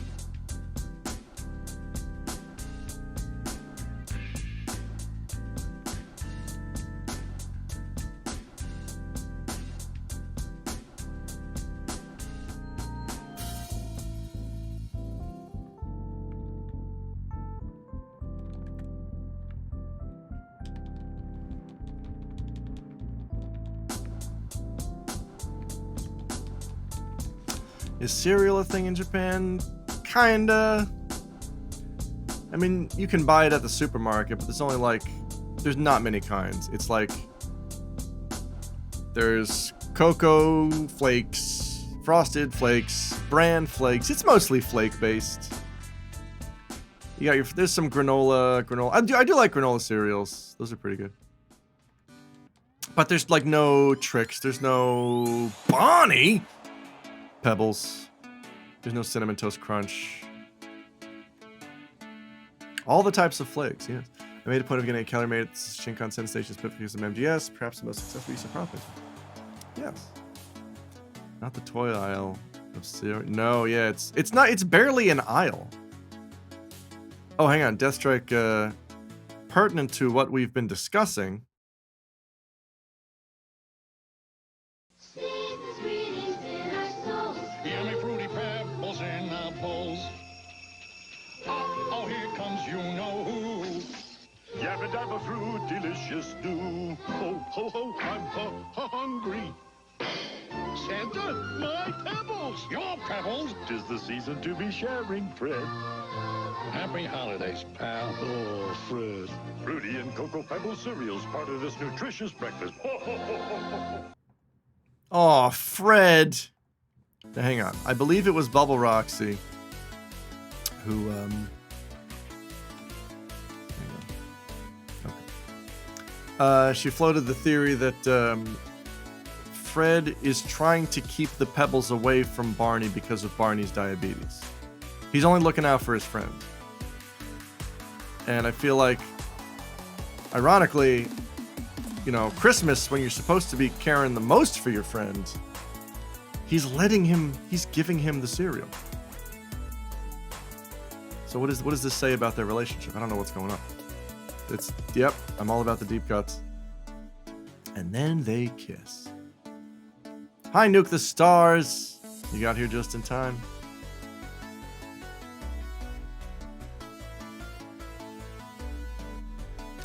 You can have a little cereal as a treat.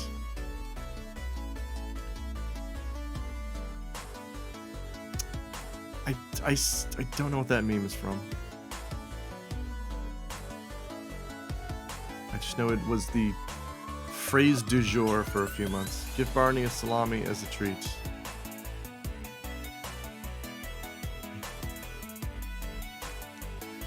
It's super fun that we as a culture have all these shared phrases.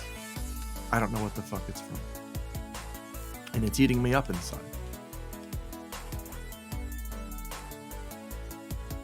Do cave people have salami? Yes. It's mostly dino based, but yes.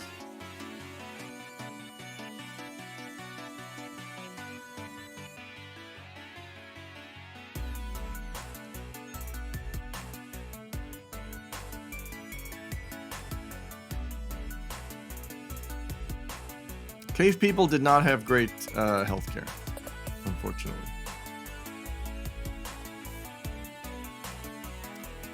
It's from a meme where a person was asking if a cat can have salami, and someone replied, yes, they can have a little salami as a treat, and then Salami Cat entered the scene. Okay, but here's like, because of the way that culture latches on to quote-unquote memes, I need more context as to what it is actually from. Like, you say it's from a meme, but it's not from, like, it's from The Meme Show. Remember that episode of The Meme Show we all saw on TV? No, like, it's from something. What is it from?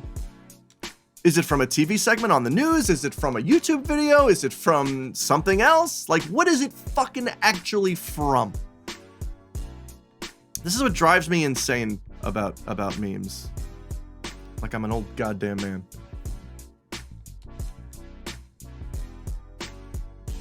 It was from a screenshot from me. Okay. But a screenshot of what? You know, the fucking meme show. God damn it. I sound like somebody's dumbass grandpa every time I go off on this shit, but I can't stand it. I'm not angry at you guys. Oh wait, do I have Iceman? Oh, nice. All right, I'm not angry at chat. I'm angry at any fucker who comes into the bar and just talks memes at me. Like, oh yes, we have this shared cultural currency, don't we? Aren't we so funny because we both understand these memes? I don't know what the fuck you're talking about, man. You want to order a beer? I'm not angry at Nuke the Stars yet. Some memes are from absolutely nothing and some are just literal TV show stills. Yeah. That's the thing, is that a meme can be fucking anything. Like, as long as it resonates with enough people, it gets passed on. Dumped a little bit of bacon fat down the toilet in my old apartment. Ooh, and my girlfriend asked me what the fuck I was doing. My only response was, the toilet can have a little bacon fat as a treat. That's true. Just a question, someone asking a question, then getting an answer, and then people found pictures of cats eating salami. So okay, so I guess in this case... Oh, Ice Dragon was already good. I guess in this case, my real... Like, the thing I can't wrap my head around is, why did this become a meme? There was just something... What up, Mo? Hey, Mo! There was just something so cute and precious about the language that's why it's a meme? Why did this become a thing now that we share? I'm going all in on memes. Jero, it's just doing my job. The only reason it took off was because the post was phrased, little a salami. Okay. I don't fucking get it. I mean, I do get it. I'm just angry because it's fucking stupid. The cat salami thing was just a dumb meme that formed out of the ether. But nothing forms out of the ether. You know what I'm saying? It was the weird phrasing because cats are funny. All right. Cats have that. Cats got that pull. That's you can quote me on that. Cats got that pull. Alex Fraioli, 2022. Memes are so stupid, but sometimes in a good way. It sounded like a cat wrote it, so it's cute. Like, oh, right. Okay, yes, like the cheeseburger. Oh, it's that face. At least it isn't one of those horrible... Oh yeah, MS Paint memes are the fucking worst. I hate that memes have just become this stand-in for having an actual emotional reaction. Why express your true feelings about something when I can just send you a JPEG with a little joke in it? On July 6, 2017, an article titled "Can My Cat Eat Salami" was published on the website Meat Men's Store. On February 28, 2019, Redditor Markel Schulbing posted a screenshot of the article's Google search. Okay, now we're Deathstrike is doing the research. Meat Men's Store? Yeah, no, let's back it up. Meat Men's Store? I like the yelling woman pointing at the cats. That's sure. We all need things to laugh at. I get it.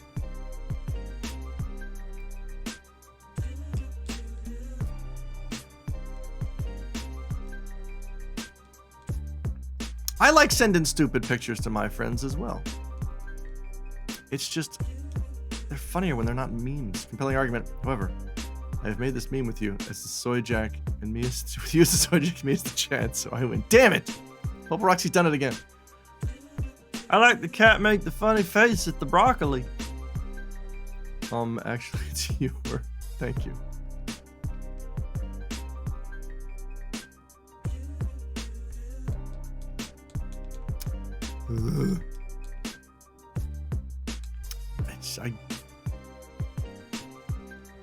I kind of understand. I understand the meme lord, like as a person, as a personality, because it's like, yeah, if there were no repercussions, I would eat nothing but fast food all the time. Like, of course I would. But when you're a meme lord and all you contribute to friend groups is just meme after meme after meme, it's the cultural equivalent of just shoveling Big Macs in your mouth non-fucking stop. And I know a couple of people like that. It really tests my patience. Top memer. Why have any thoughts when you could just regurgitate 5 things? Exactly. My brother's kind of like that. Uh-oh. So what are your thoughts on gifts? Oh god. I think reaction gifts. I think reaction gifts are almost better because they're broader. Like if memes have text on them and tend to be more specific. Reaction memes can go either way. Reaction memes, if they're very specific, I feel like reaction memes can be really good and really funny. But if they're extremely broad, it's just like, I've seen that gif 1,000 times. Sometimes pictures hit your brain at the right time and is inherently funny. I once lost my mind laughing at a picture of a cross cat that was composed like the 80s glamour show. What's up, faded in the top corner. See, to me, that crosses the line into like effort. Like somebody put effort into that. Memes are low effort.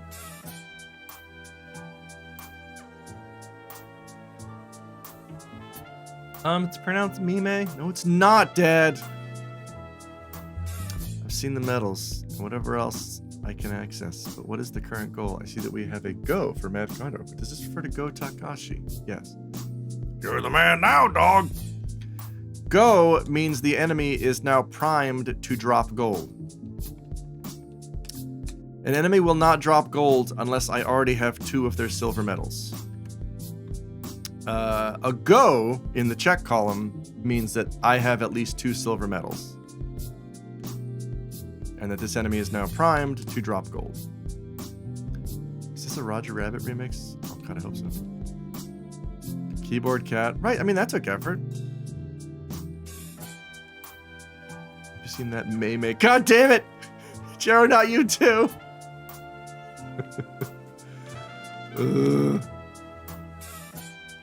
May.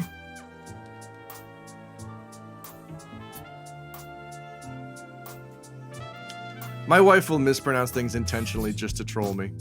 Like she'll say Evangelion, and she's Japanese. She knows that's not what it is, but she'll say it anyway. And she knows it sets me off. I used to love the YTMND soundtrack CDs that one user would compile of the full songs of the pop. Oh, nice. That is love. She's a sweetie. The Evangelion man. So you pronounce it Geef or Geif? Probably Geif.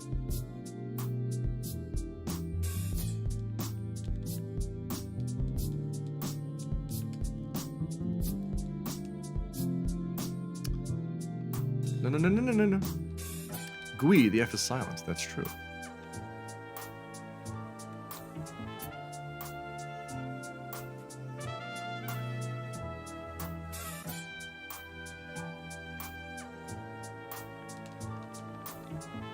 No, it's okay to enjoy your memes. It's when they start to enter your daily language and your daily conversation that I start to like slowly back away. And as we've covered, I complain about people a lot, but only because it's my job to talk to people a lot, which kind of sucks. I thought I was escaping that when I quit teaching English. No, it just got worse. I still have to just talk to folks all the time. And some folks are meme lords who are just going to talk in memes, and I've just got to kind of smile and nod like, is anything coming out of your mouth right now? Have you had a genuine thought in the past 20 minutes? Like, at all? They really do be like that sometimes. It sure do, brother. Are the geese still hanging out? Yeah, no, geese are still here. We still got geese. Ducks have shown up to hang out with them. All your base should belong to us. It really do be like that sometimes. Is this kind of coach? I'd be saying, but the ice is slippery. Yes. If you can give the proper response, I'll show you to the real bar. I'm all about those bass. All right, I think the golds have dried up here. My luck is not what it was. I think I got like 4 or 5 medals this stream, and then now it's getting stingy on me. Or you know what? I think it's just the illusion of I've got to start actually putting in battle commands instead of just indiscriminate slaughter. When you have to do that, it does feel like it slows down. It's been 20 years. Is all your base retro again? I feel like the overuse back in the day still haunts it though. I don't know. Yeah, all your like. I felt that all your base was tired even before that song, because it was one of the most popular. Like, remember the website Zany Video Game Quotes? It was one of the big stars on that website. And then it became a song. I'm like, oh, okay. Well, this isn't funny anymore.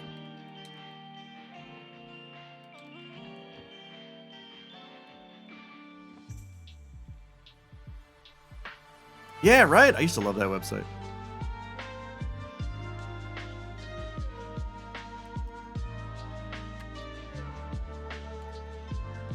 Oh, that's some cold coffee.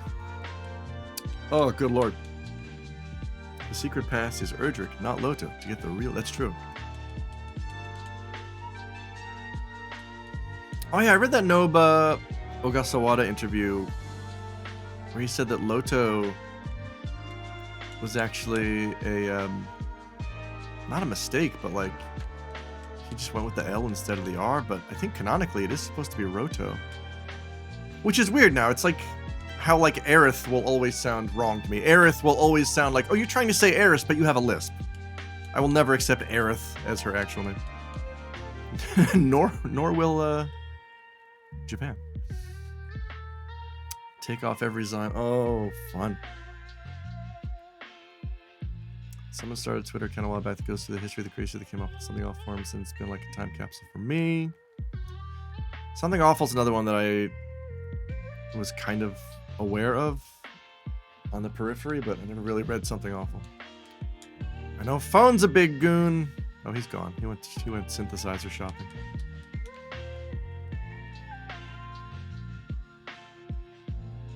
Aerith has somehow become proper in my brain. Oh, I can't. Never was on SA, and I feel that my time has passed to get it. Oh, yeah, right? Am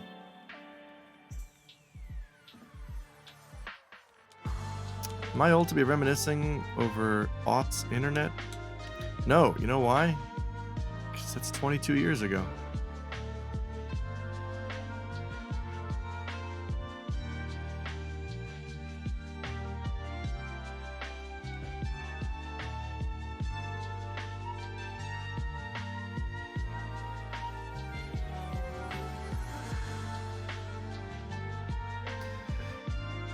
I was always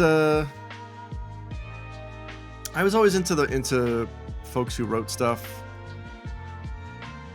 Like I was reading Jeremy Parish since like '97. We used to post on the same Final Fantasy message board back in the day. So I got really into reading his stuff, and like Thor Antrim, if anyone remembers Cyber Thor, Sharky, Scott Sharkey before they worked together when he was just a funny internet writer. Sean Baby. I feel like that's a lost art is writing stuff. Maybe it's because I came up on, the written internet instead of the YouTube internet. But like, anytime I'm stuck in a game, people tell me to YouTube it, and I'm like, what the fuck are you talking about? Oh boy, I'm missing this I'm missing this tiny metal in this town in Dragon Quest XI. Where it is? Oh, you should YouTube. What the fuck do you mean YouTube it? And I see people do that at the bar who are playing games like they don't know what to do, so they'll just search for a YouTube video of someone playing it and then spend 12 minutes scrubbing through the video to get to the exact place. Just fucking Google it. There are written guides. You can do it without a picture. I know you can. I like the Sean Baby. He's just kind of a normal dad guy now. Yeah. Yeah, just search where is the tiny metal. Well, not on YouTube. On Google or any search engine. Or just look up a guide and then search the guide. I don't understand this reliance on YouTube. Like, that's a 3.5 hour video. You're gonna scrub through that? Just fucking Google it, dude. It makes me so mad. It makes me mad to watch people waste time. Oh God. Mogambo, you're a fuck, I forget his name. Sean. Something. Seen you rage about poorly written guides. Yes! Search on Bing, then Tiny. Yes, Bing it! Having flashbacks to printing out huge GameFAQs guides at school. I used to do that! I printed out a giant FF7 guide from GameFAQs. Used up most of our family printer's ink and half a stack of A4 paper. My mom was pretty angry. Like G.I. Joe pages where it just shows you a series of thumbnails for each year of release, and then you fucking click on the weird Kobe guy who has a name, but fuck if you know what it is. Oh wait, I missed the first part of that. Photo of a troll riding a hot dog. Man, still love Sean Baby stuff. One of my earliest forums was the antagonistic gaming network back on AOL. Whoa.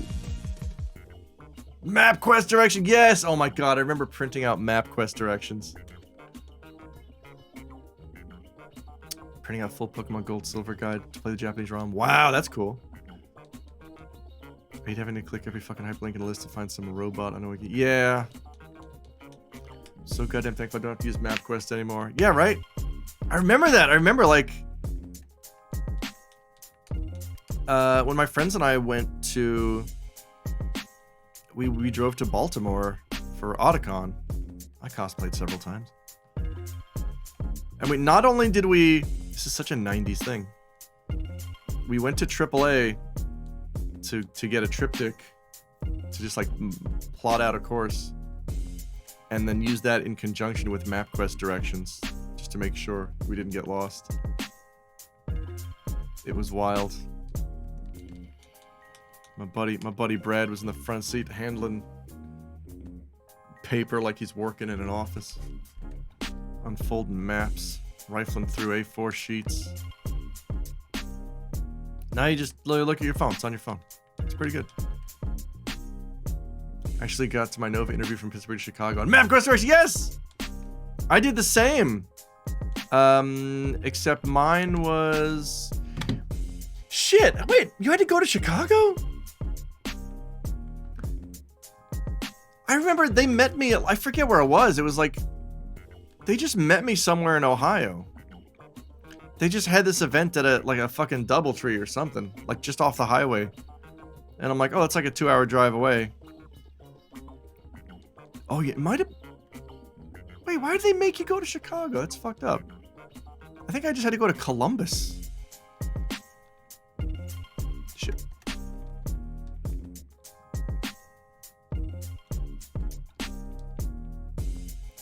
It's a skill to read a paper map. Being born in 1970, mumble.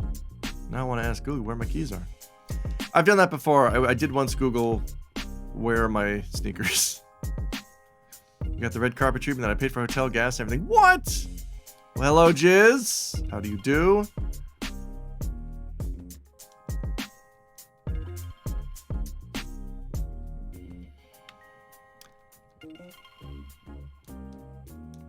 I remember I applied to 3 places. It was Jet, Nova, and what's the other Eikaiwa? Eon? It might have been Eon.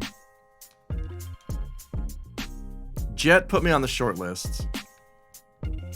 So that was pretty much a no. And then Nova said yes. And then like the day before my flight left for Nova, I got a response from Eon. This was like 3 months after I applied. And they're like, good news, we'd like to interview you. I'm like, it's for real? A little late, guys. Word bigots. I Google my age sometimes. Ooh.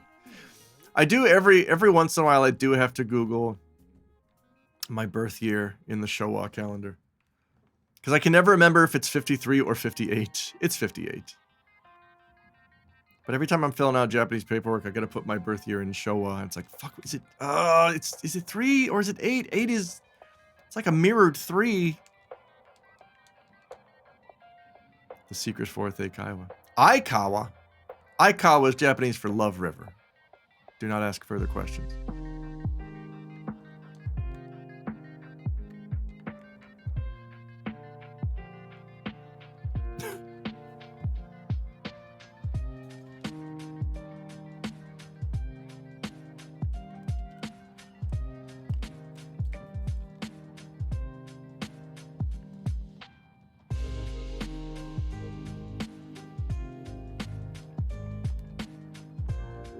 Off to the notary. Have a good stream later, folks. Thanks, Jero. Good luck.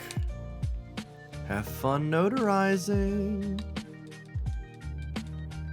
Don't forget your MapQuest directions. I packed them inside your lunch.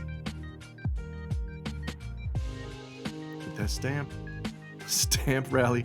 Stampurari.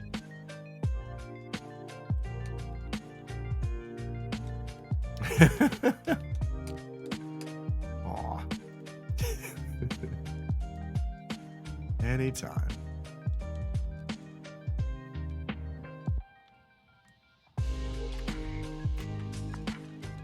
Oh man, these gold medals have dried up. That's a bronze. Oh wait, did I need Iceman? I did. Whoopsie daisy.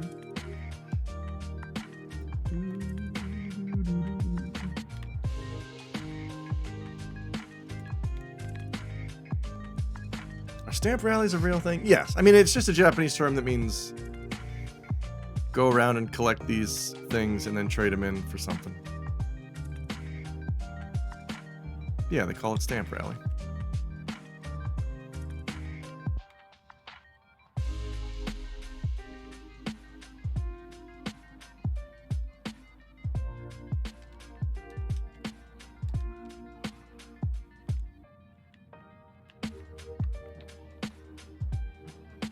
I've only experienced them in games.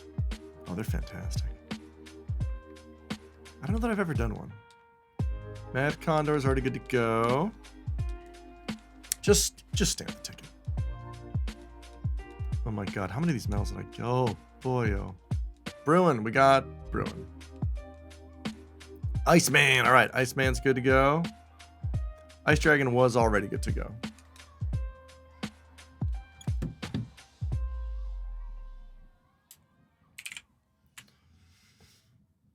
Radio Cut Man. Do you like ice / conveyor mazes in games? Yes, I do. That's one of my like 2D video game loves. By the way, not one of my 3D video game loves. Macalania Temple and FF10 can fuck right off. I love a 2D ice or conveyor maze. Oh man, I fucking love them. They tickle my brain real good. Macarena Temple? Fuck right off, Titus.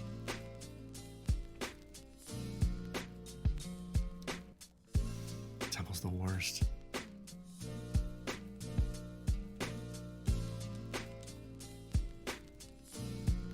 That's one of those temples. That's one of those things where, like, I've beaten that game so many times, and yet every time I get to that temple, I just pull out the guide, like, I'm not fucking with this.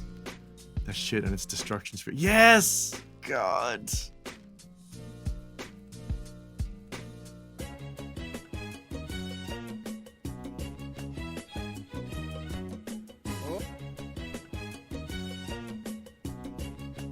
It's like a busy work tax you have to pay sometimes. It sucks.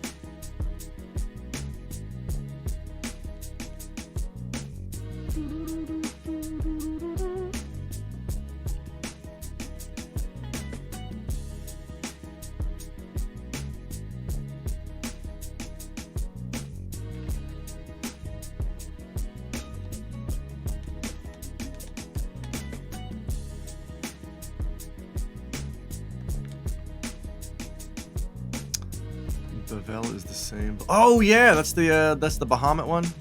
Yeah. I really don't like Bavel. So you like voxel games?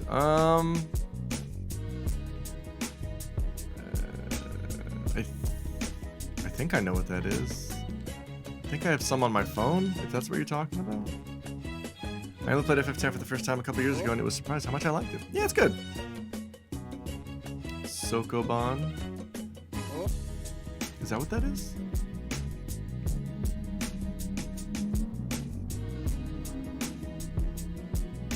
Okay, then yeah, I guess I do.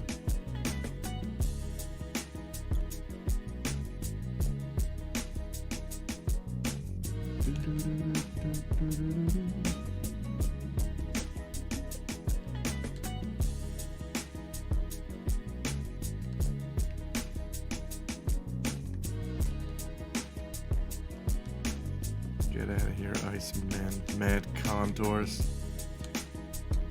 What do I still need bronze and silvers for? Avenger, Old Hag, Kong, Bombcrag, Grizzly, Torto Lord. Is this Streets of Rage remix? Hell yeah, what is this? This is the last level, right? Come on. The Last Soul. Nice. Where you can only push, not pull boxes, and have to put them on a space indicator with icon. Yes, I do like those. Those are fun.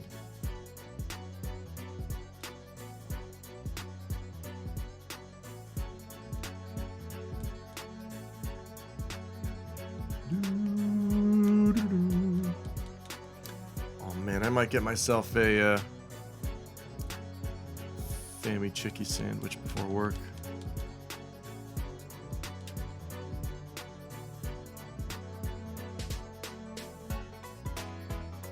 I wonder if there's anything else at the Combini I can get to customize a sandwich. Can you get like a single slice of cheese? Can I get like a single slice of Swiss cheese? That'd be great.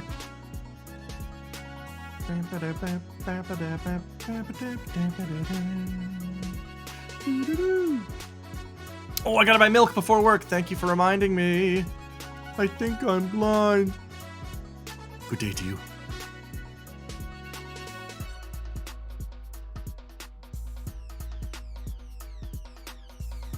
Stupid bears. Family Chickies. That made by Nintendo? Yeah, Nintendo has a trademark on the word family. They're the only people who can put family in front of products. It's fucked up.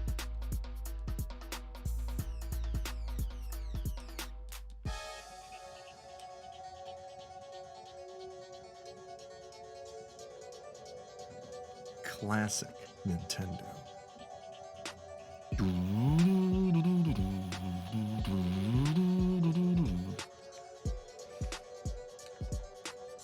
Come on, let's go. I want to wrap this set up so I can get back to DQ8. Although I'd like to try to find a solution to the controller latency issue before I play more DQ8. It was good, but oh boy. Skittles is a jerk and won't lay on my lap today. Aw. Have you tried covering your lap in Fancy Feast?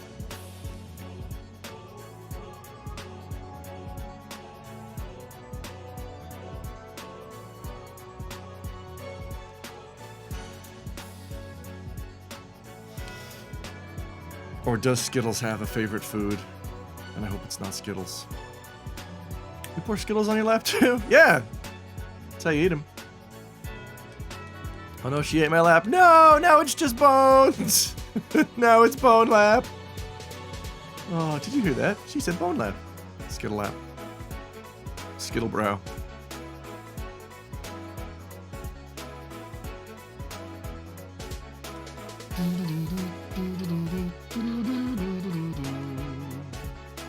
Beating up bears and a bird. Give me some gold.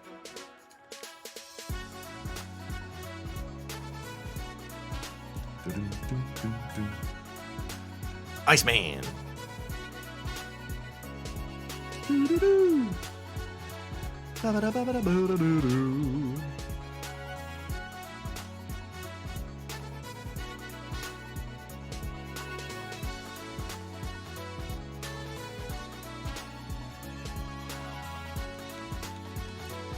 Yo, let's go. Yo, Yogi.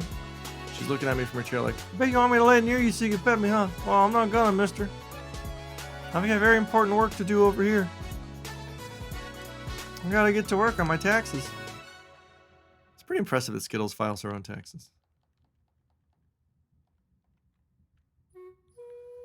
His own taxes? I'm actually excited. Never thought I'd say this. Actually excited to file my taxes. Because this is going to be the first year where I'm caught up and completely legal and responsible. She's an actuary. Oh, okay. Hey, nice.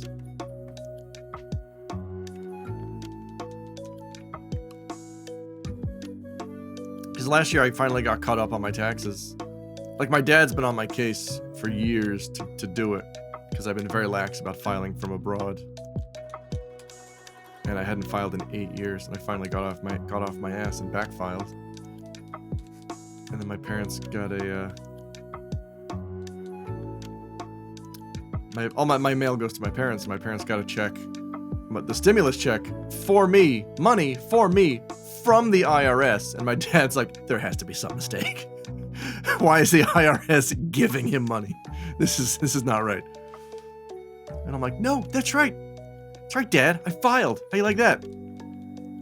Yeah, so I'm real excited to just get it done in January. I'm gonna do it 12:01, like Ned Flanders, as soon as the clock rolls over. Best Rick Moranis impression. Aw. Okay, who brought the dog? Brother Mike got $1 once to return. Nice. Country music star? Yeah.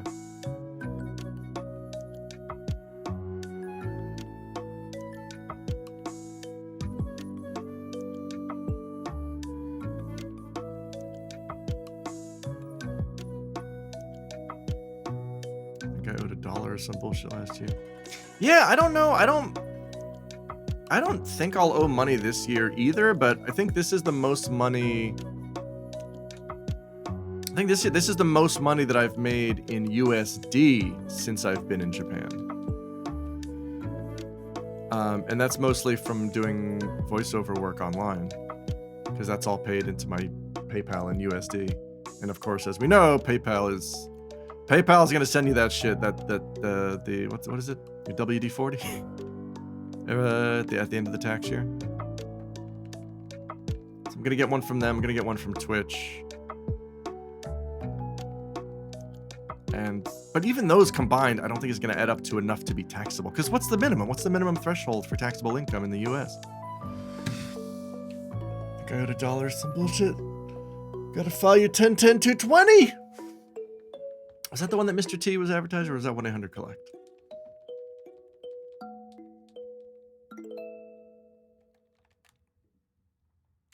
Like, all my Japanese taxes are handled. File down the middle. We had a baby, eats a boy. Oh, Bob had a baby. It's a boy.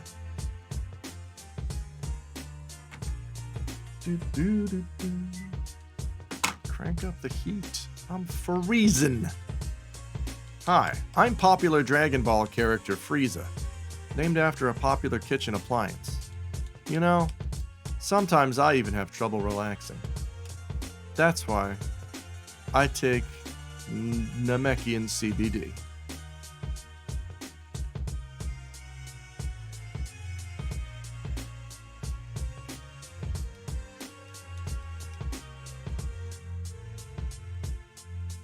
Meet my wife, Hita. Okay. I think that one was Murphy Brown. What? Oh, that ad. Murphy Brown was for Sprint, right? Was 1010-220 a Sprint thing? Spudinto.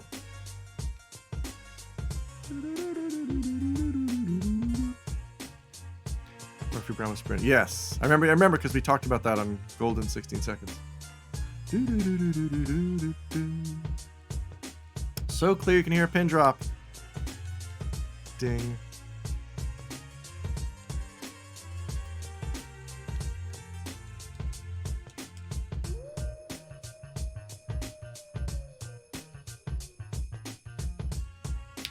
Come on, Bobby Drake.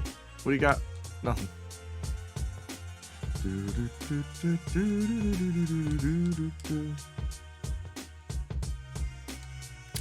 Did you guys know that Mad Condor backwards is Rod Knockdam? I'm here to help.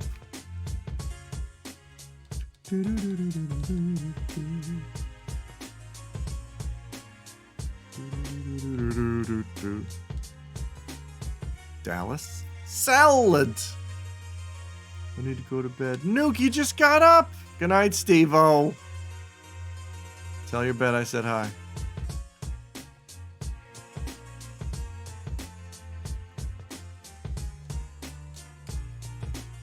Oh yeah, Sims. Goob night. I'm starting to get real peckish. It's only 2 p.m. I got 3 hours till work. What do I have anything else to do today? I got an Iceman Silver. I gotta buy milk, that's it.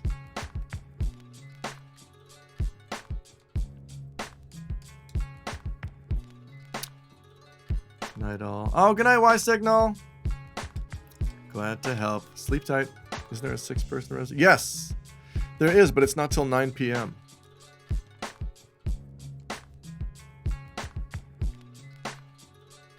Double good night.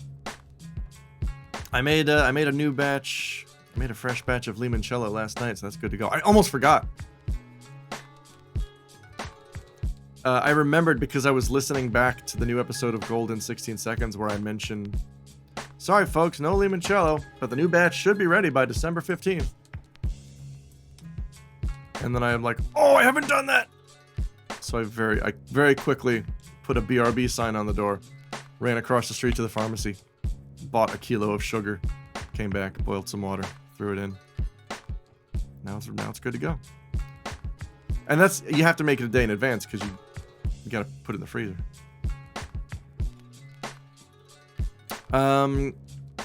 So to make limoncello, you just take the rind of 7 lemons. This is just for one batch. 7 lemons.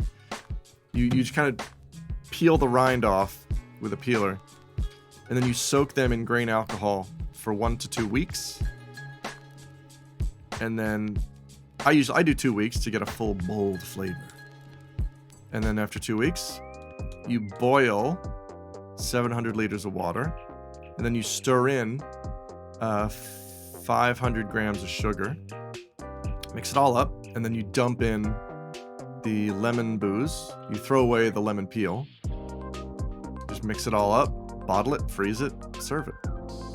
Yeah, you're supposed to use Everclear, except you can't get Everclear in Japan, so I have to use Spiritus, which is a 96% Polish vodka, which does the trick. It gets you where you need to be. Can't hear limoncello, nothing at Danny DeVito. That's right. He was a pioneer.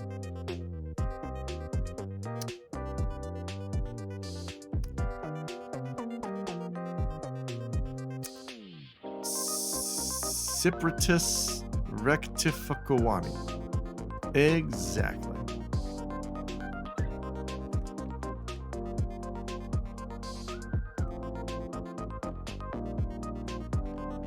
Except not typoed. Good.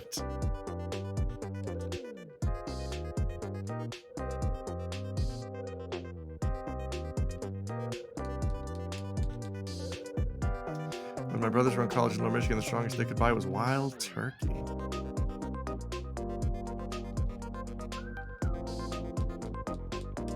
Yeah, I'm wondering if there's some better I could use.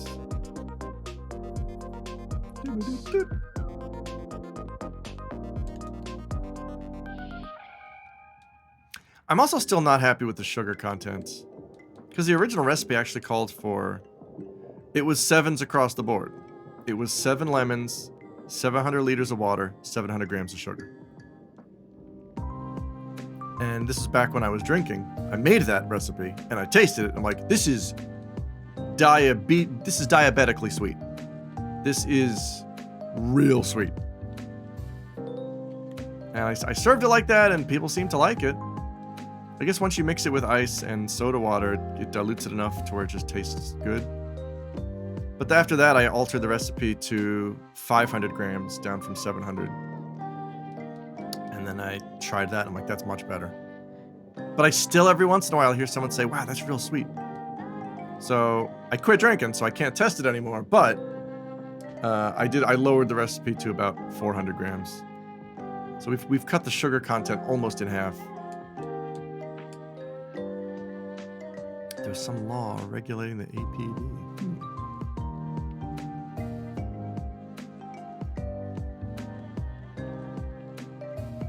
What volume of liquor was it again?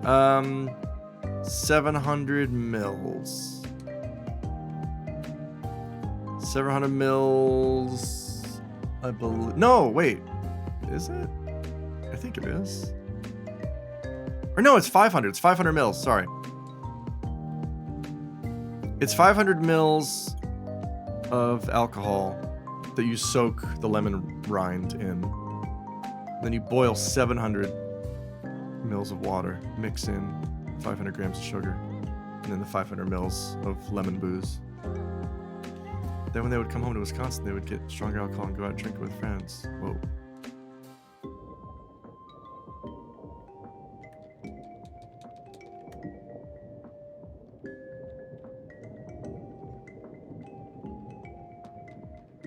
One more metal, and I can fit it in the fridge. Here, let me,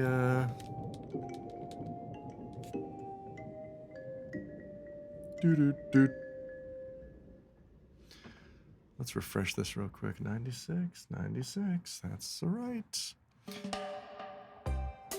We are 57% of the way through this achievement set. In Salt Lake City, they meter their pores. What does that mean? And they used to prepare drinks behind a curtain? That's insane.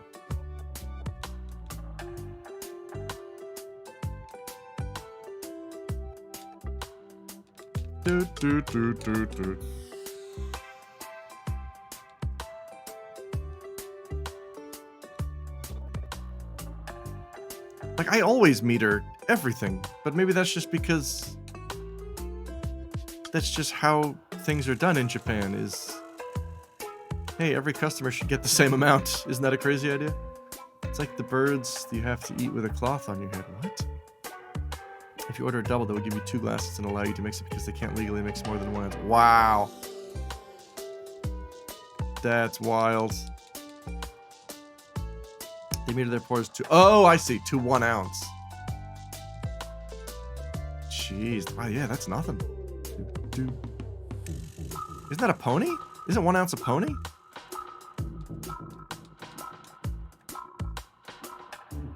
Wow, that's crazy.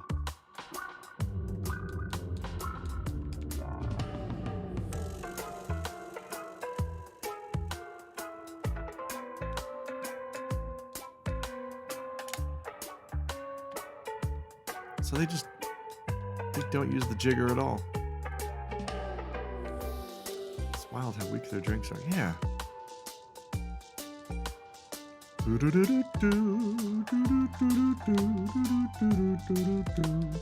Could you just give me a gold? Doot doot. Mario 2. It's electronically measured. What? The takeaway is Michigan, not as bad as Utah.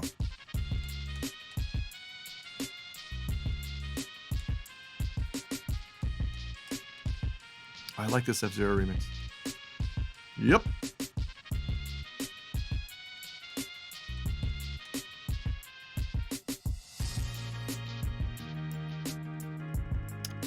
Wisconsin, the best to drink in. You know what's weird about no, is it yeah, the Red Letter Media guys are from Wisconsin, right? You have Spotted Cow there. Ooh. They've kind of romanticized the idea of like living in Middle America, where it just seems like it's winter all the time. But if you have a giant warehouse full of movies and couches in a kitchen. You can hang out there with your friends all the time. And I'm like, that sounds so fun. My dad goes up every few months to get that beer. I live in Milwaukee and it is winter long. Oh, it's, yeah, Milwaukee. That's right. Sorry. All those middle states run together for me. That's right.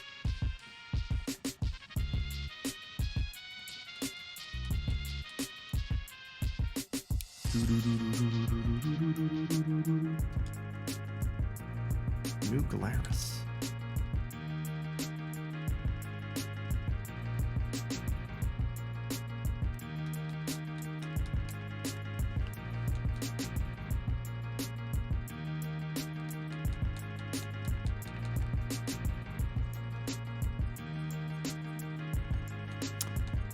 It is winter a lot.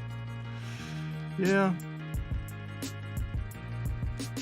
Just like every time I see footage of their, you know, when you watch Best of the Worst or anything, it's just them sprawling out on these huge red couches, surrounded by stacks of movies. Just looks like such a fun place to hang out. And then they got like the workshop portion where they build shit. Best of when some sports teams get caught transporting either New Glarus or Spotted Cow across the border and they got fined. Oh, Spotted Cow is a drink! When you said you have Spotted Cow up there, I thought it was like you have a special breed of cow that has spots on it. I'm like, could have sworn that was a lot of cows, but I'm not going to say anything. I'm not going to expose my ignorance as a non-Midwesterner.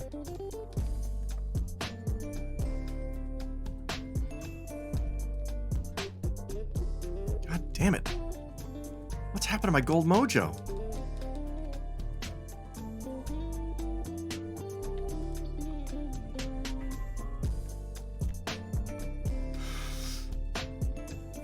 It's a beer with a cow on the label. It's what RLM drink with that green. Oh, that's what that is. Okay. That's fun. There's one cow in the state and it has spots. Just the one. They conspicuously hide it all the time. Why is that?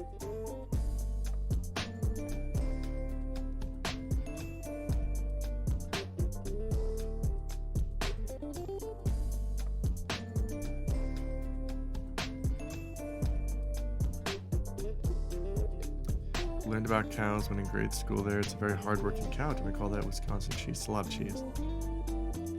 Love a good cheese.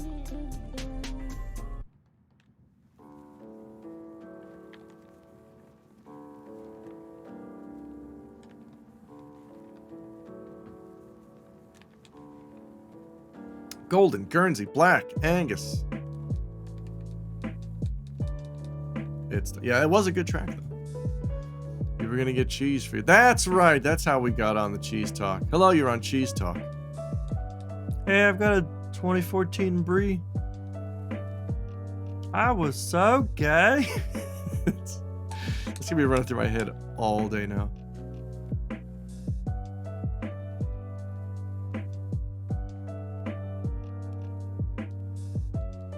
We went to a dairy farm at least 3 times as field trips. Wow. Getting to see the moo cows.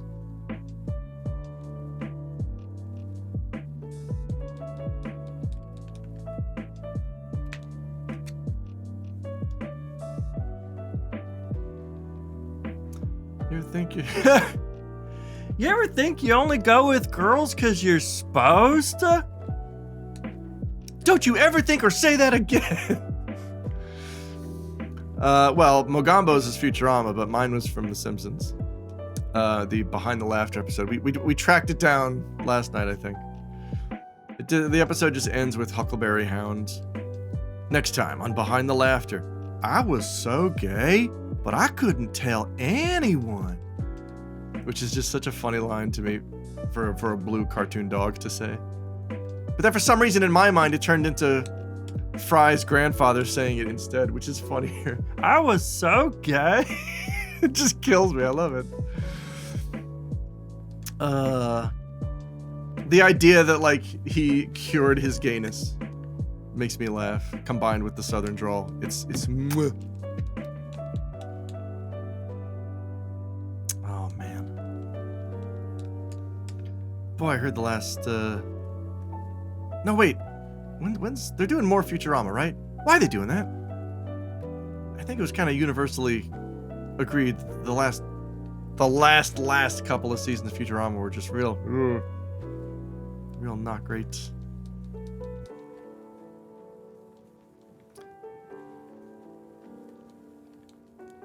I love that the Breaking Bad guy talks like Huckleberry. What? What are you talking about? Who's the Breaking Bad guy?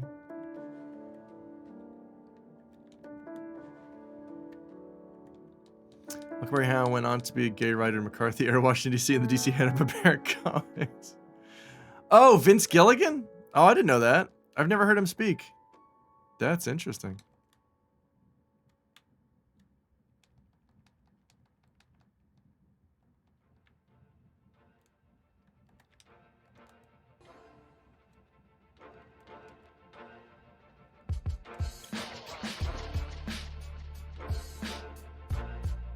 Is this Smash Brothers?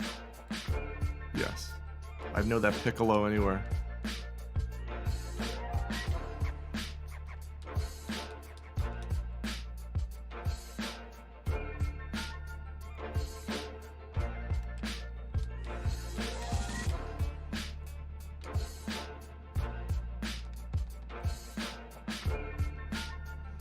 It was the same time as the shell-shocked former War Grunt Flintstones comic and the Dark Scooby. Oh!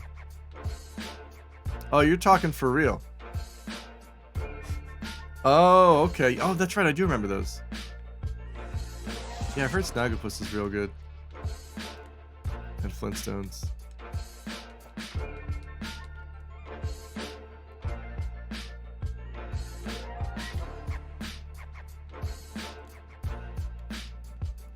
Oh yeah, I'm thinking about. Oh, hang on. Yeah, speaking of Flintstones, something I've just received some a very important piece of news. Seasons greetings in our souls. Yummy fruity pebbles in our bowls. Oh, here comes you know who.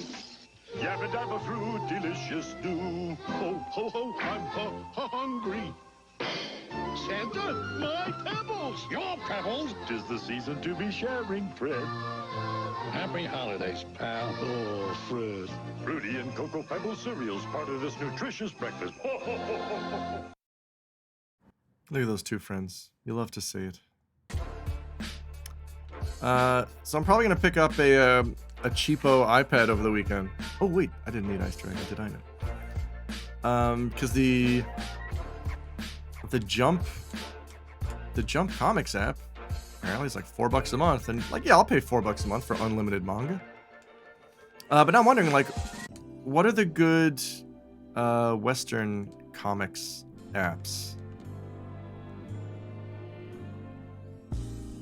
I'm primarily interested in Marvel and DC stuff. I don't know if I'm ready to commit to a smaller publisher's monthly fee. Comixology. Okay, I've heard about Comixology. That's pretty comprehensive, you say. To shreds, you say. What's included in that, I'm wondering? And how much is it? Do they have, like, different plans?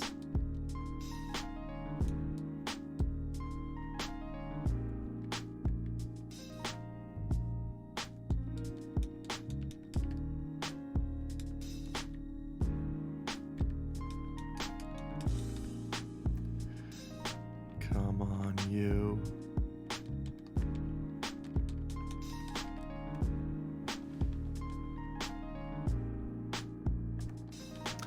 I use Tachiyomi, which facilitates piracy web pages that are riddled with pop-ups to be cleanly read on a tablet or phone without ads. I'm happy to pay.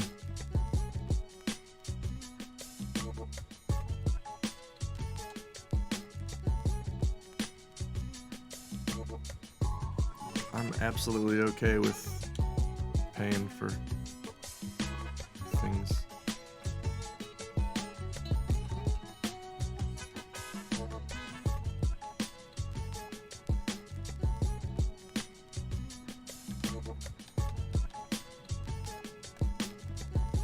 Come on, Mad Condor, please.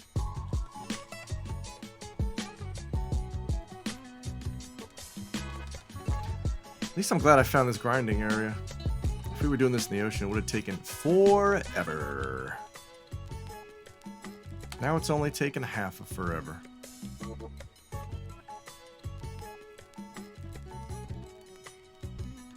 Boop.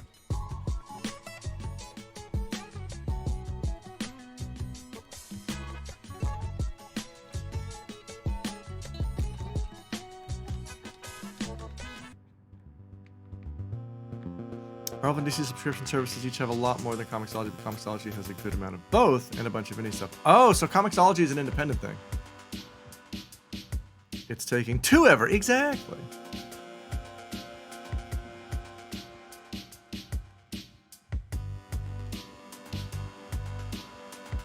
Oh, it's part of Amazon. Okay.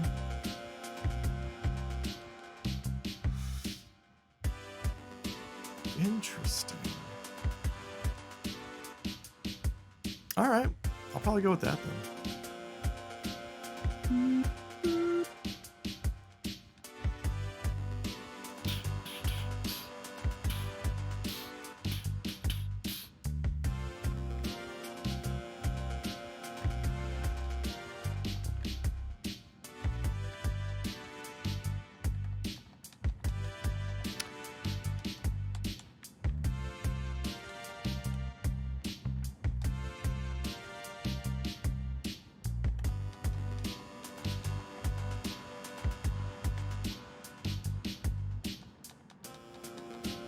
I think I prefer DC over Marvel, says Deathstrike.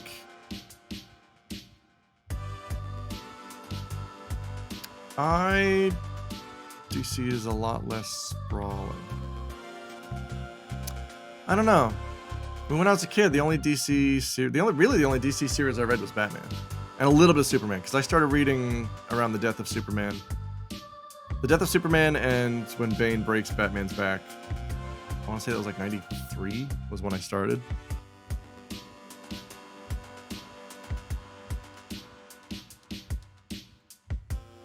I never really read any Justice League or anything else. Wouldn't mind reading it. I was definitely more into Marvel as a kid just because Marvel had more of a presence outside of the comics. Like, Hellblazer. Like the animated series. The Genesis game, the X-Men game was super good. Meanwhile, at the time, there just weren't a lot of great DC games.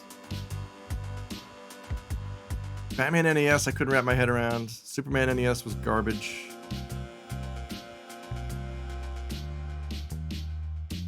So to a 10-year-old, it was like, oh, Marvel's the more successful one because the games are fun.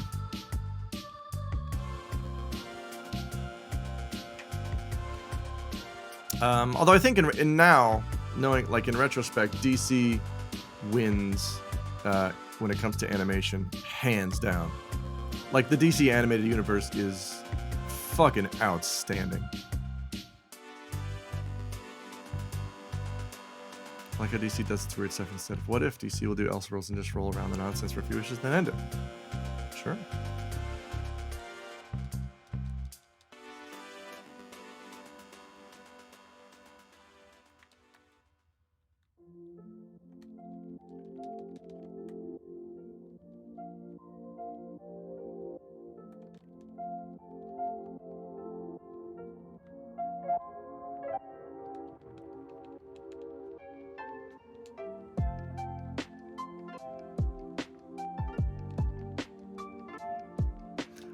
Come on.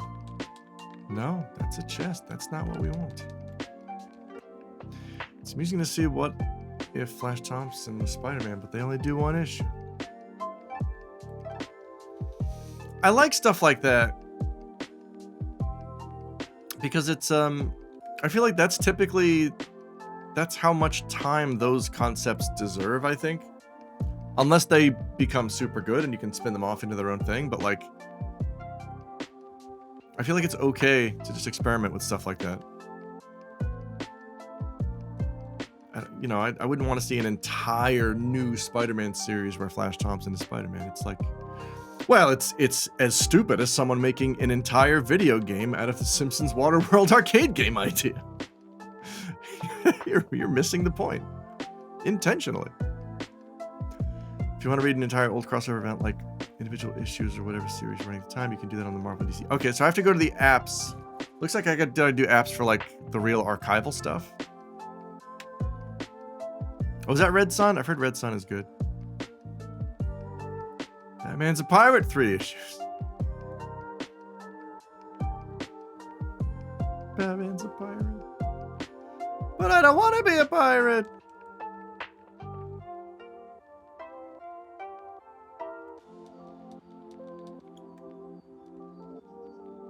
Yeah, I've heard it's real good.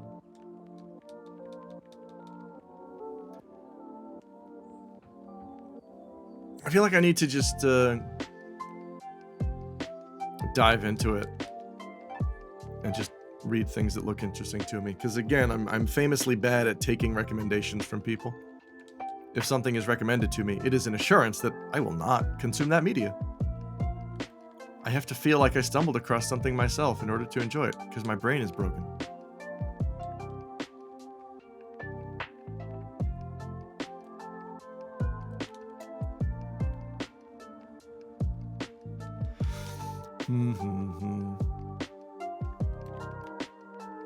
Meow, meow, meow, meow.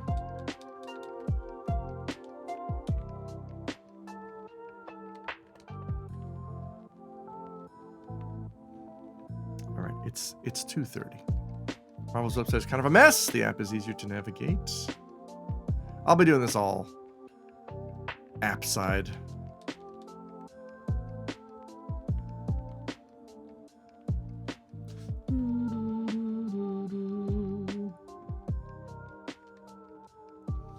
There's another where the Kents get a flat tire and the Mrs. drags Mr. Kent inside to fuck, and then Superman is raised by Amish farmers. Wow.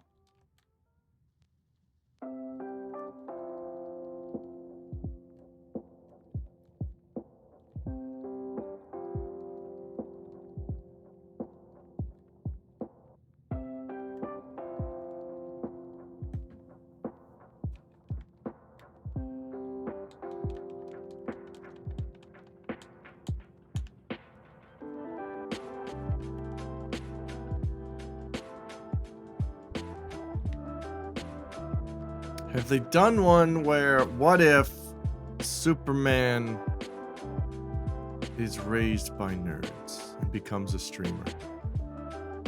That was 4 issues total. Now, are these in the main run of these comics, or are these like offshoot series? Is this like issue 1 of 4? Or is it like Superman issue 1237? He's Amish now.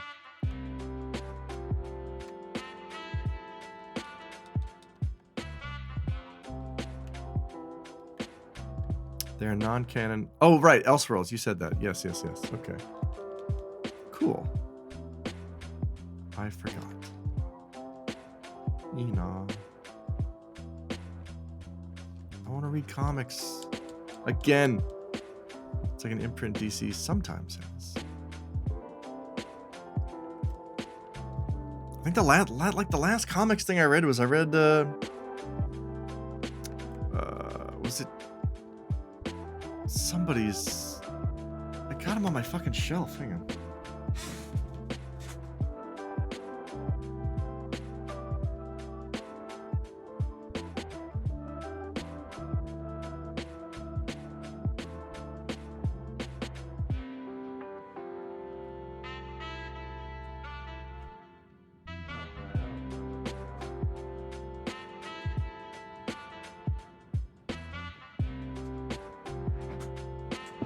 It was new X-Men. Whoever did new X-Men.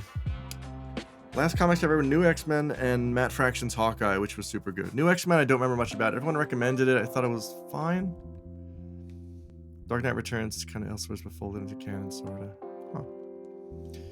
I like the idea of New X-Men, but it was like, hey, if it's your first time returning to comics in 20 years, maybe don't. It's a lot. It's so much lore. Like, everything was different. I didn't know what the fuck was going on. Everyone's referring to events that I'm supposed to know, but I just don't. Bubble Roxy. When's the new issue of Bubble Roxy coming out? There's the thing where Dr. Octopus took over Peter Parker's mind. I remember that. I remember hearing about that. And then married Aunt May? Superior Spider-Man.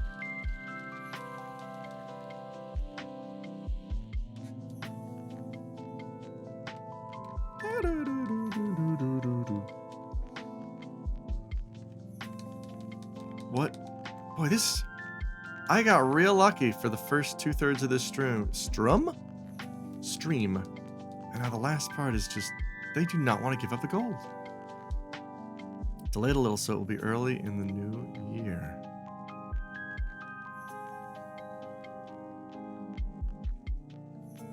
Wait, what? I'm confused. Oh, I started doing that DQ8 monster drop set. I got one Chivo so far. I streamed it last night, mostly just to test it out and make sure it's working properly, and it is. Oh, the Bubble Roxy magazine. Oh man, I've been waiting. How come you only release one issue every 7 months?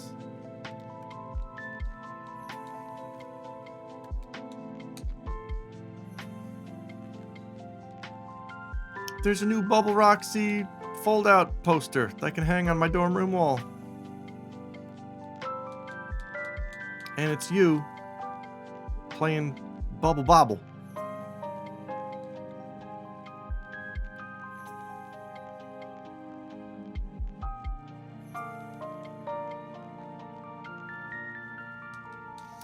I used to subscribe to a zine when I was a kid. There was this girl in Game Players magazine who wrote in saying, I have a zine because I like role-playing games. And Game Players was like, hell yeah, send this girl $5 and subscribe to her zine. And I did, and it was cool. It was my first exposure to the amateur press. It was fun. It was, it was mostly just like teens and preteens writing about why they like Final Fantasy IV. It was cool. And oh yeah, back when Jeremy Parrish had a zine in 2000, 2001, I think I contributed a Silent Hill 2 review to that. Bubble Bobble magazine, the latest Bubble Bobble news every month. What's going on in Bubble Bobble now? Where are they now? Rainbow Islands. Bub and Bob. Bust a move? 3 rumors?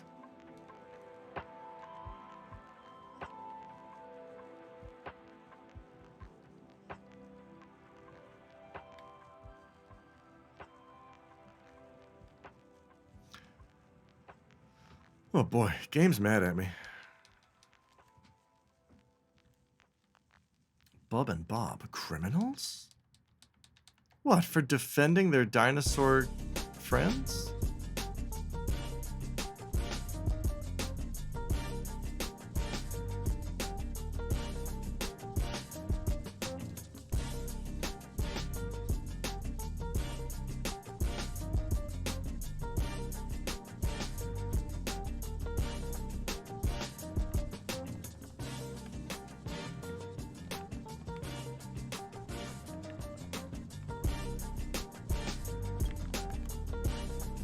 Oh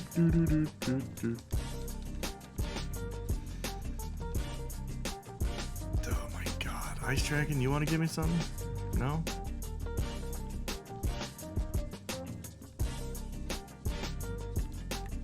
Stupid bears.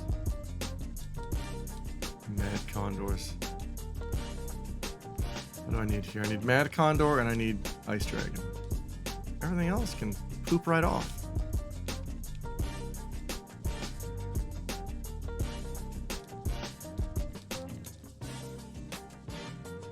Free soundtrack inside. Turn to page and it just says Bubble Bobble music and it automatically starts playing in your head. Oh my god, it did!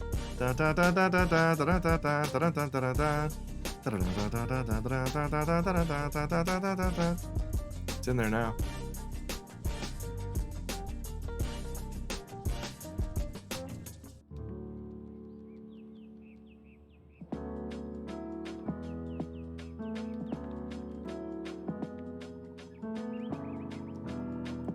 remember a section of Tips and Tricks magazine, maybe even just a single issue, where they printed the info for a bunch of people's zines across the bottom of several pages. Nice! That's cool. Man.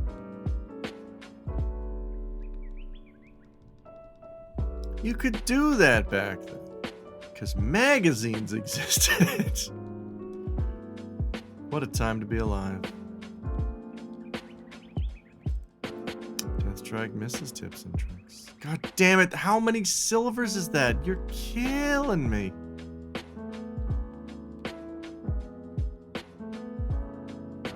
Come on, you flying dick.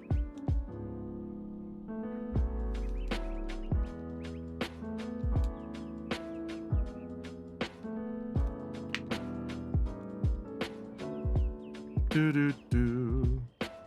Do do do do do do. Well, oh, the new Golden 16 Seconds drops in 2.5 hours. For you Golder subscribers.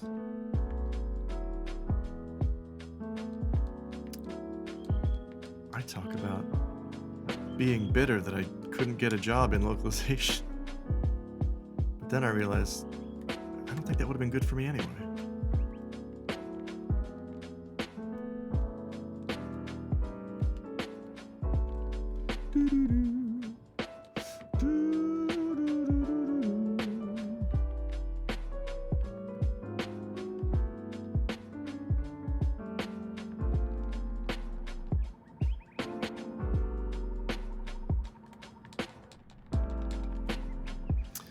Too much of an urge to put swears and edgy humor in the script? No. Just because the industry basically pays nothing. It's just you do it because you love video games. And I ended up realizing, oh, I don't love video games enough. I literally don't love video games enough to sacrifice my time and sanity to do translation or localization. Because it does. I mean, you can live off it if you're working full time, but it's like, it's a lot of work. I do not like that. You know that. Making fun of me. Just trying to enjoy Dragon Warrior 3.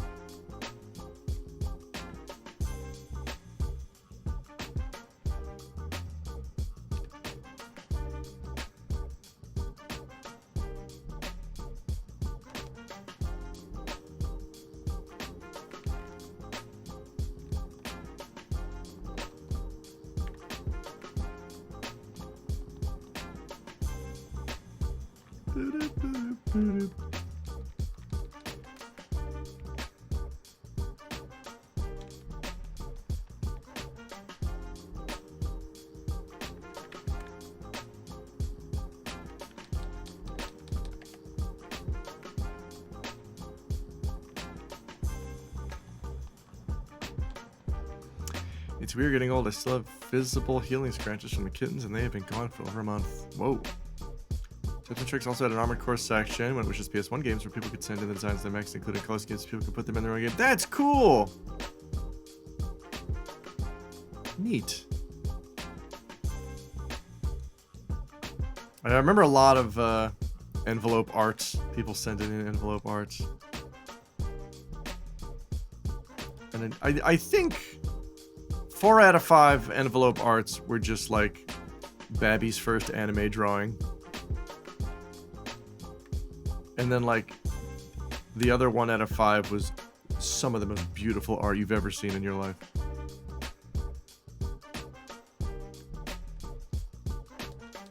I never read Tips and Tricks.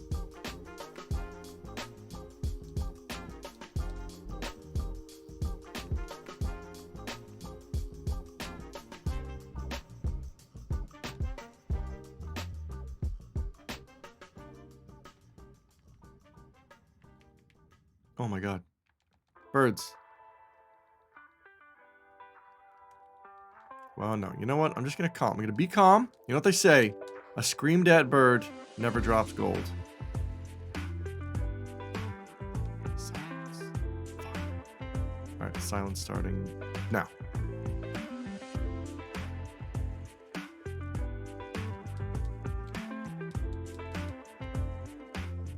Ah, that old adage. That's right.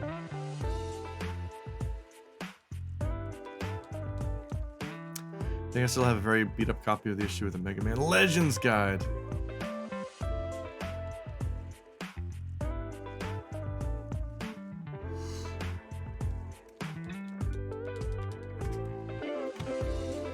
Oh boy. I'm stretching. Silent Hill 3. A good game.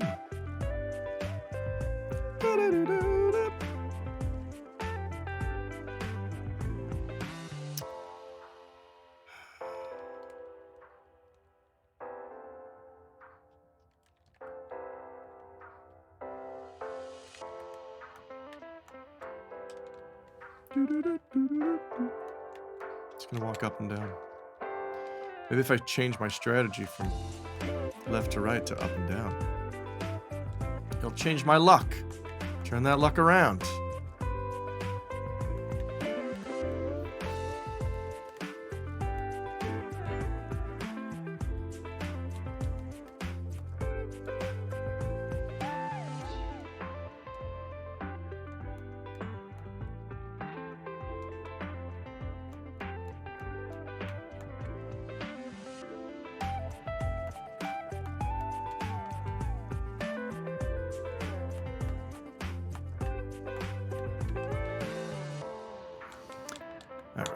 I will give this 18 more minutes. Then I really got to get in the shower and start getting ready for work. I'm going to treat myself to a Kentucky Fried Chicken sandwich for lunch. Jealous? Don't be.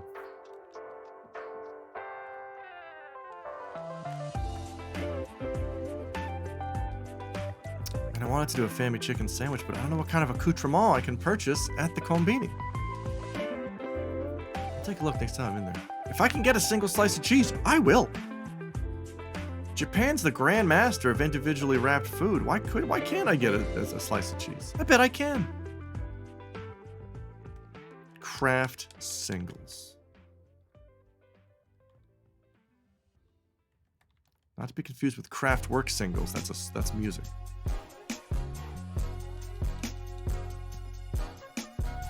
Beard's itchy. Itchy beard season, folks. We all love it.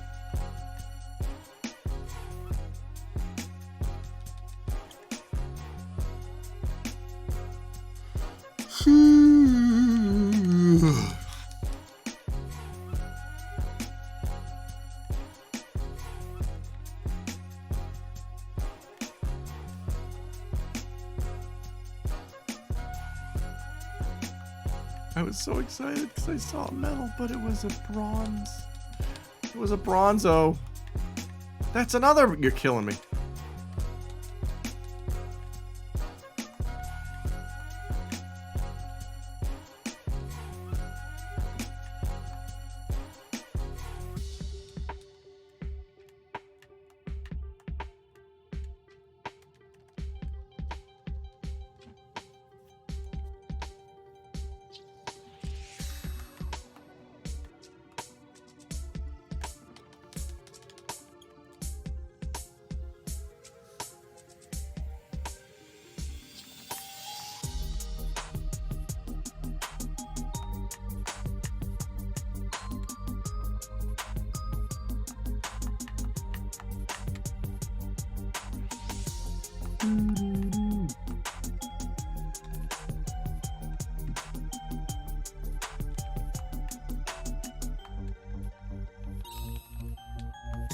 Oh, we got the Mad Condor! Finally, holy shit.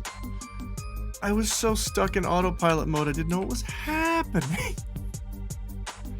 Oh, gorgeous. Gorgeous, gorgeous, gorgeous. How many weird Xeon people come to the bar? Huzzah! What's a Xeon person?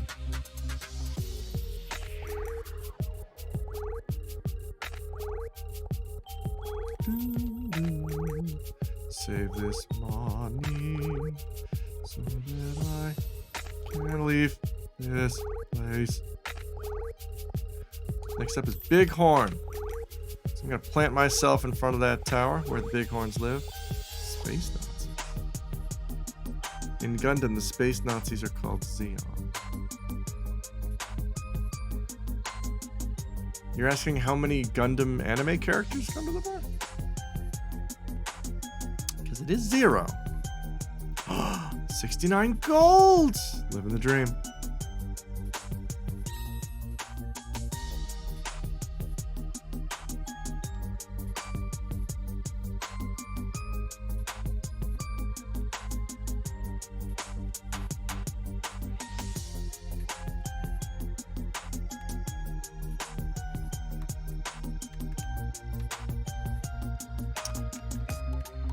Just confirm this is indeed where the Bighorns live.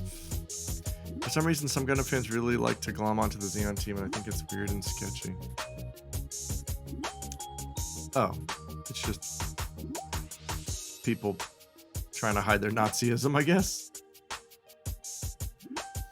Alright, hang on. Venom Hork we need. Bluebeak we need. Kill Armor we do not need. No, okay.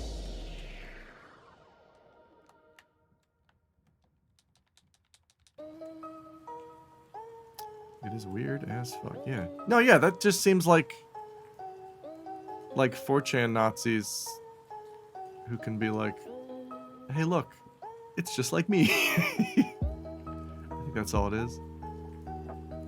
I think anytime you see anybody championing the villain so ferociously, it's because they're maybe not so secretly also a piece of shit. Venombeak. Venombeak! Ain't no Venombeak. But I know what you mean.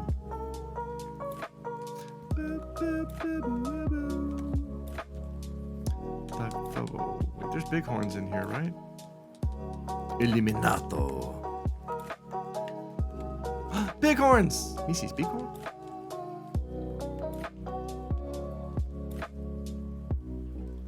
Bluebeak, yes. Yeah, that enemy sprite has tall legs.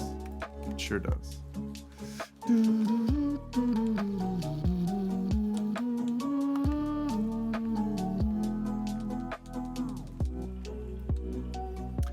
We already have Eliminato. Yes, yes.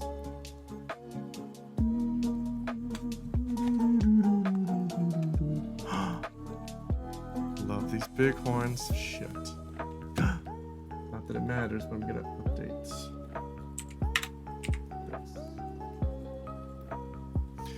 Wonder why obvious ghouls are called Hork. Oh, because there's another enemy called Ghoul. Deathstrike, Dragon Quest is big on palette swaps. So there already is a zombie and a ghoul, and etc., etc., etc.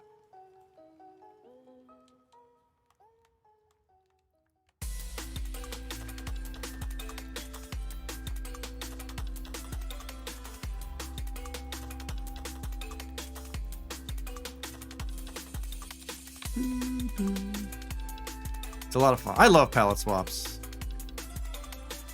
And as I've said before, it's because when I was a kid, I would specifically with Dragon Quest 2 and Dragon Quest 3 maps. On the underside, they had just pictures of every monster in the game, and they grouped them by family, and I loved it. I loved seeing, here's 3 different colored birds, here's 3 different colored slimes, here's 3 different colored dragons. They're the great. They're the great. That's my quote. Dragon Quest, they're the great.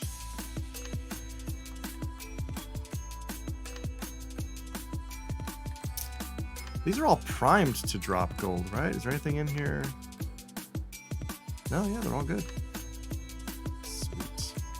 I remember kids on the playground would say it's dumb that they're the same picture. Just what? Those kids are dumb, and I hope they failed in life.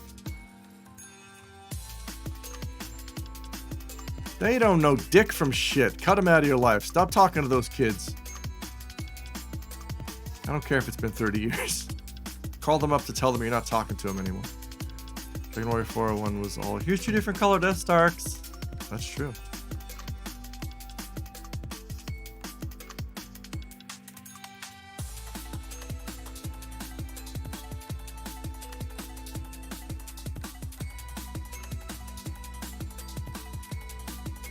Eliminato.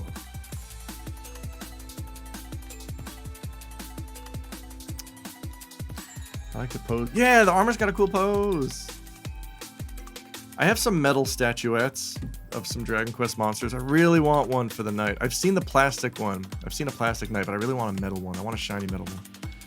I have a metal Babel, metal Estark, metal Jewel Slime, metal Marine Slime, and metal Killer Robot. Those are all decorating the bar. They're heavy. I love them. They're weighty boys.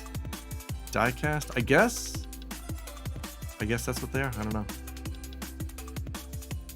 They're chunky. They're chunky, heavy lads.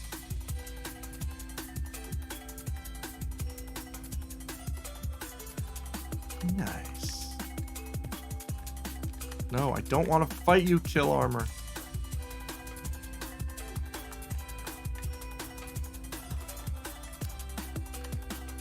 I only have plush and plastic slimes.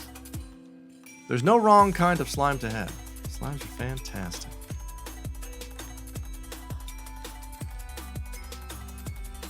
Should I bring my Santa hat to work? Is it too early?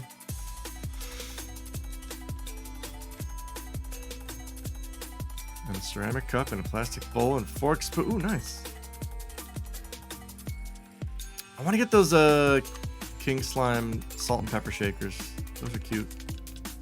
But my wife and I don't use enough salt and pepper to justify it. Maybe we could start.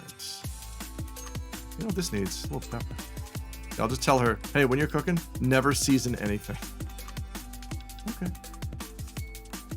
The cup is King Slime with a small slime on the handle. Nice.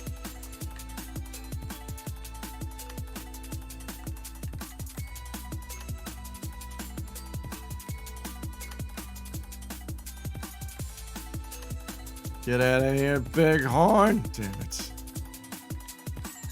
I really want that big horn.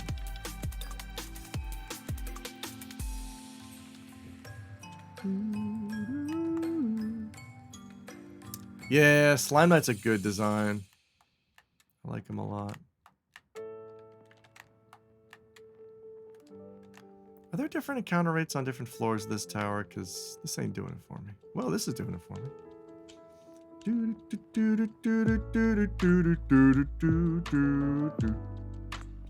This is Bighorn?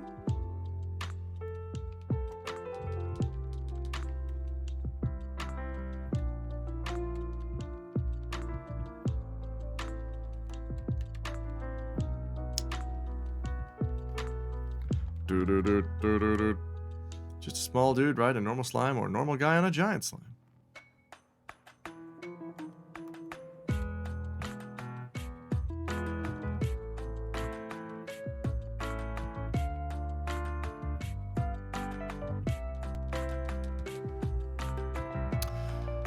Wait, do these encounters change at all? I found a great resource for hunting monsters, but it only has information for the world map. I want information for dungeons and Alefgard as well, and I cannot get this info. Ooh, cool. Wait, I don't need Barnabas, do I?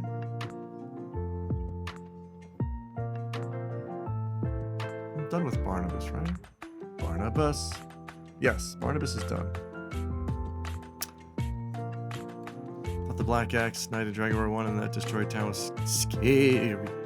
He is scary. Sky Dragons. I already have Sky Dragon, right? Man, this is all Garbo. Yeah, I think this place sucks. Gotta go. Alright, yeah. First floor is the way to go. Wow.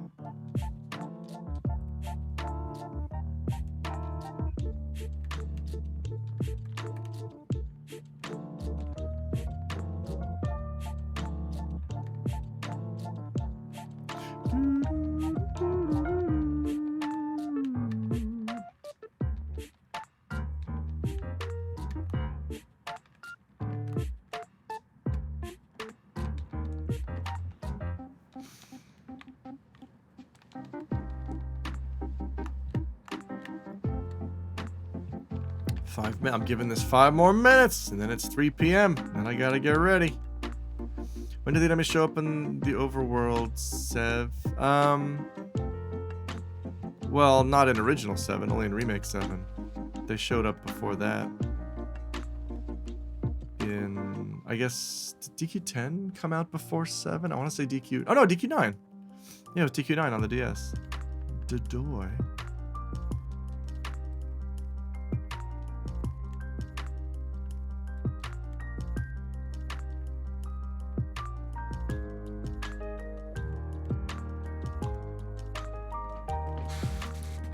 Ow, my spine parts.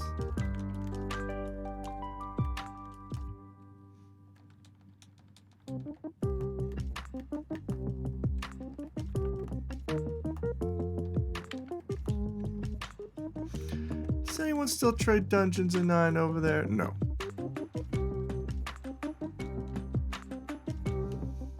Like, only people who have orchestrated it well in advance. Like 2 friends who were like, hey, you want to play FF9 again? Yeah, sure.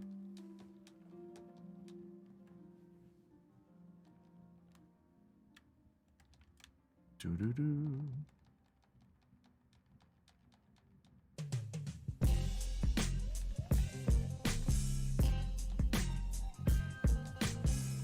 Oh, let's go Bighorn. Kind of sad that died out. Well, I mean... It's a 13-year-old DS game. It's to be expected. Or do you mean that style of content? Because I would like to see more of that. I would not mind. Yeah, Street Pass kind of stuff. Yeah, okay. I definitely want to see more of that.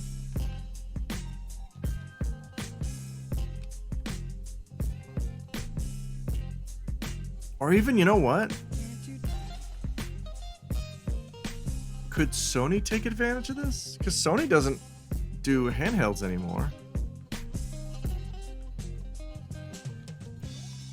It's like Sony could put out a phone app that you could use to Street Pass with people. And then use that for, you know, content or bonuses in a PS4 or PS5 game. Nintendo could too. Well, yeah, I mean, anybody. Could be anybody.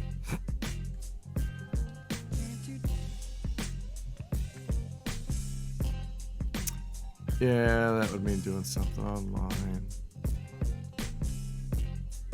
Are they still not... They're not getting better with that?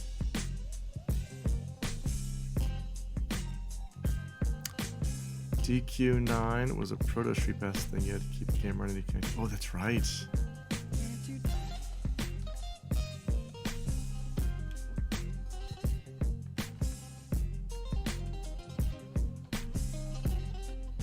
I liked it though. It was very exciting. It was always fun to take my DS out of my bag when I got home and be like, oh my god, I got so many.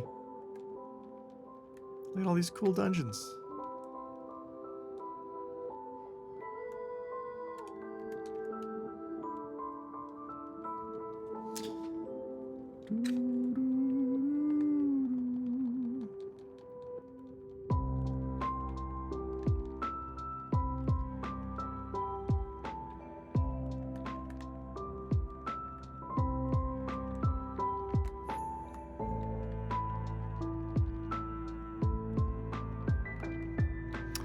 Supple think. How's it going? What have I done? Neo Antoine's? You got... What is it with people showing up right before I cut stream? All being online before mid... Well, I gotta go. It's 3 p.m. over here. I gotta go to work soon. I'm about to finish it up. First time I went to PAX East, people were still doing the DQ9 thing. It's pretty cool. Nice. Yeah, it's always the way. It sucks. Aww. Neo Antoine too. You're a stream killer, Supple thing. Stream murderer. Alright, these are my final bighorns. That's it for me. Look, see, I paused the game on the menu that my Game Boy Color has. This is an official Game Boy Color menu. Alright. Mur diddly erdler. I will have fun at work, except for the reservation of 6 people coming at 9 o'clock. That's less exciting. But thanks for watching, folks. Thanks for you latecomers, too. I gotta go.